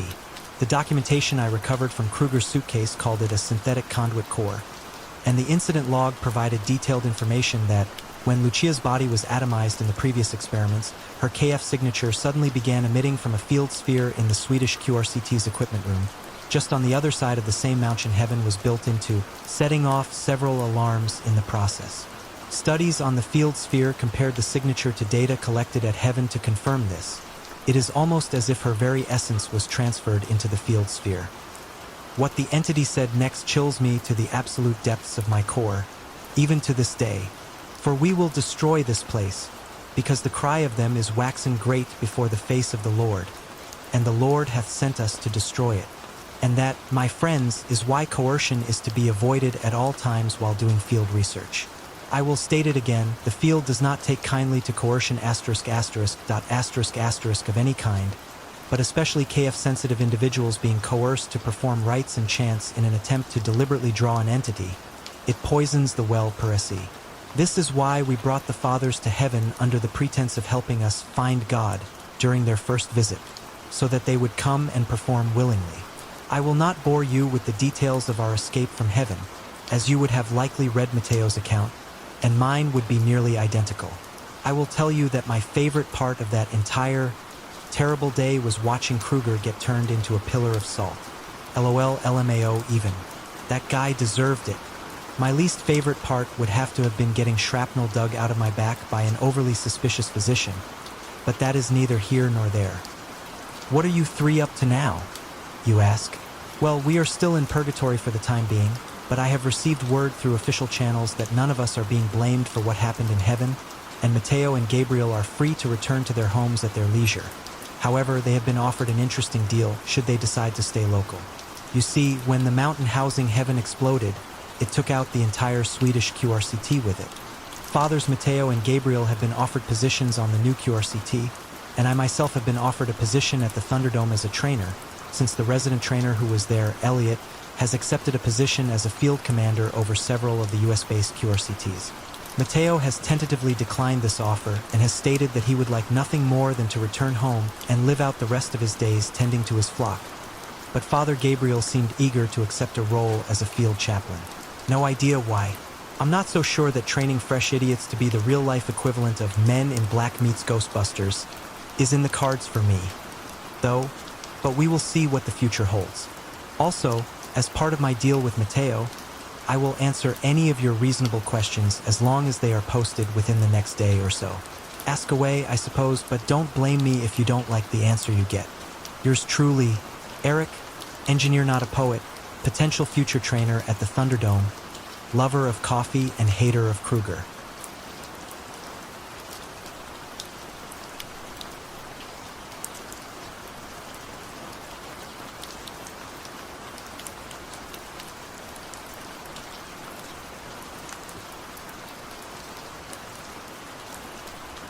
Story 10.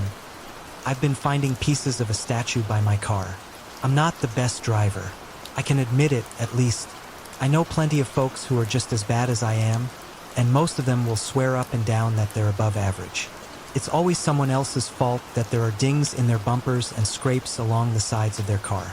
There's always a story why they weren't at fault. I, on the other hand, long ago learned to just take responsibility for my mistakes and work to avoid them. I park far away from people. I leave extra room in traffic. And if I hear or feel the car hit a curb or whatever, I get out and find out how it looks. I don't assume it's all fine and drive off. I've lost hubcaps that way and worse. A month or so ago, I was making a right out of a parking lot when I ran over the curb. I hadn't seen it, hadn't realized I was that close until I suddenly felt the car lurch up and back down on the passenger side. I sighed, pulled back around into the nearest space, and got out to inspect the damage. The car was fine. There were some light scuffs on the side of the tire, but no real damage. No suspicious bulges, no punctures. Nothing that would require fixing. It looked like I'd taken a big chunk out of the curb, though, or so I thought at first. There was a broken hunk of rock the size of both of my fists sitting in the gutter, but I couldn't see where on the curb it had come from. As I walked closer, I realized that it wasn't even the same material. The curb was cement, but the rock appeared to be something more natural, maybe granite. It was weirdly smoothed along the outside, too, like it had been shaped. Clearly hadn't come from the curb. I picked it up to examine it. It was definitely worked stone. I couldn't quite tell what it had been. There was part of it that looked sort of like a shoe, and it was possible that the piece I was holding had been a lower leg. It wasn't good workmanship, if that was the case. The details were rushed and vague. The sculptor clearly hadn't been paying much attention. I didn't want to leave it there for someone else to hit, so I tossed it into the trunk of my car. I figured I'd throw it out the next time I was near a dumpster. I immediately forgot about it, of course. It wasn't until about a week later I remembered.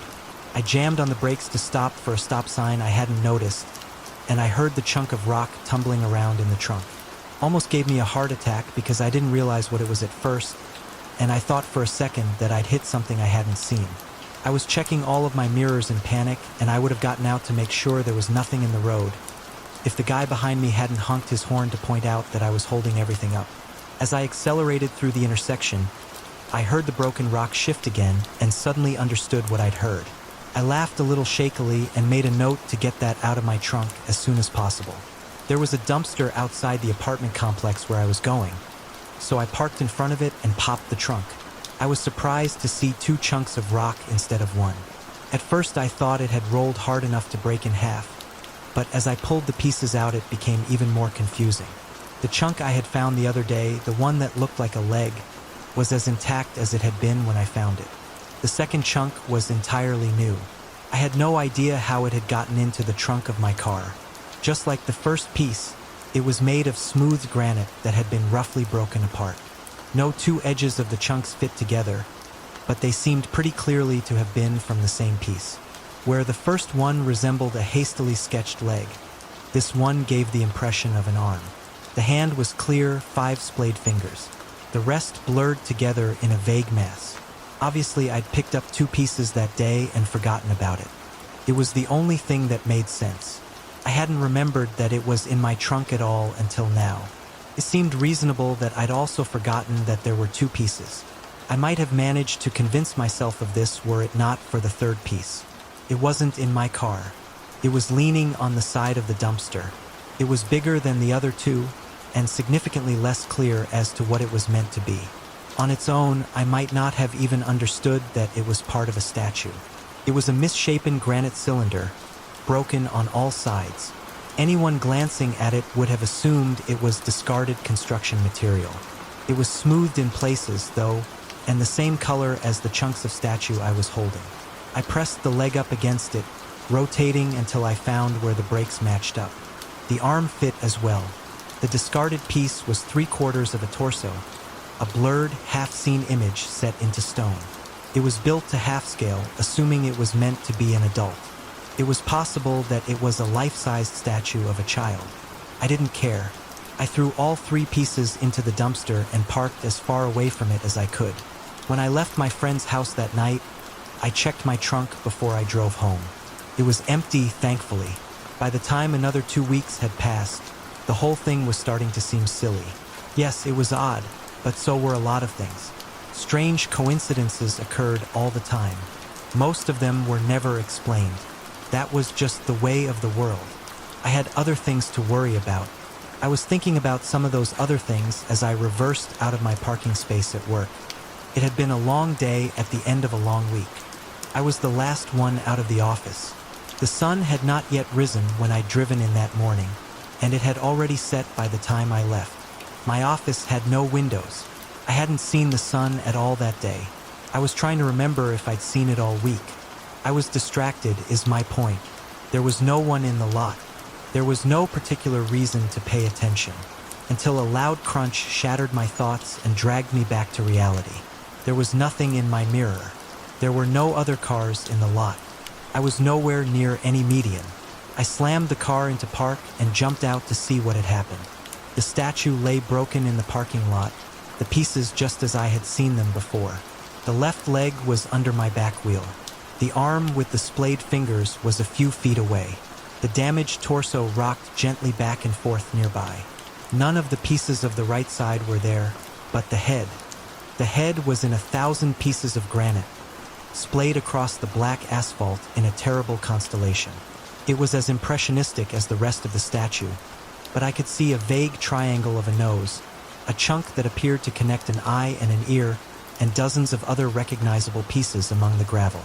It was just a statue, just a piece of unliving rock. I could have swept it aside. I could have driven on. Maybe I should have. Instead, I crouched there in the evening chill, picking up pieces of broken granite until my hands were numb. I stacked the large pieces in the trunk and collected all of the smaller ones into a bag.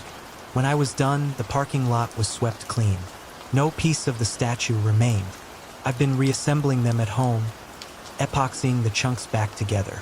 It's gone surprisingly easily. I know how it should look. I've seen it before. I may not be the best driver, but I take responsibility for my mistakes.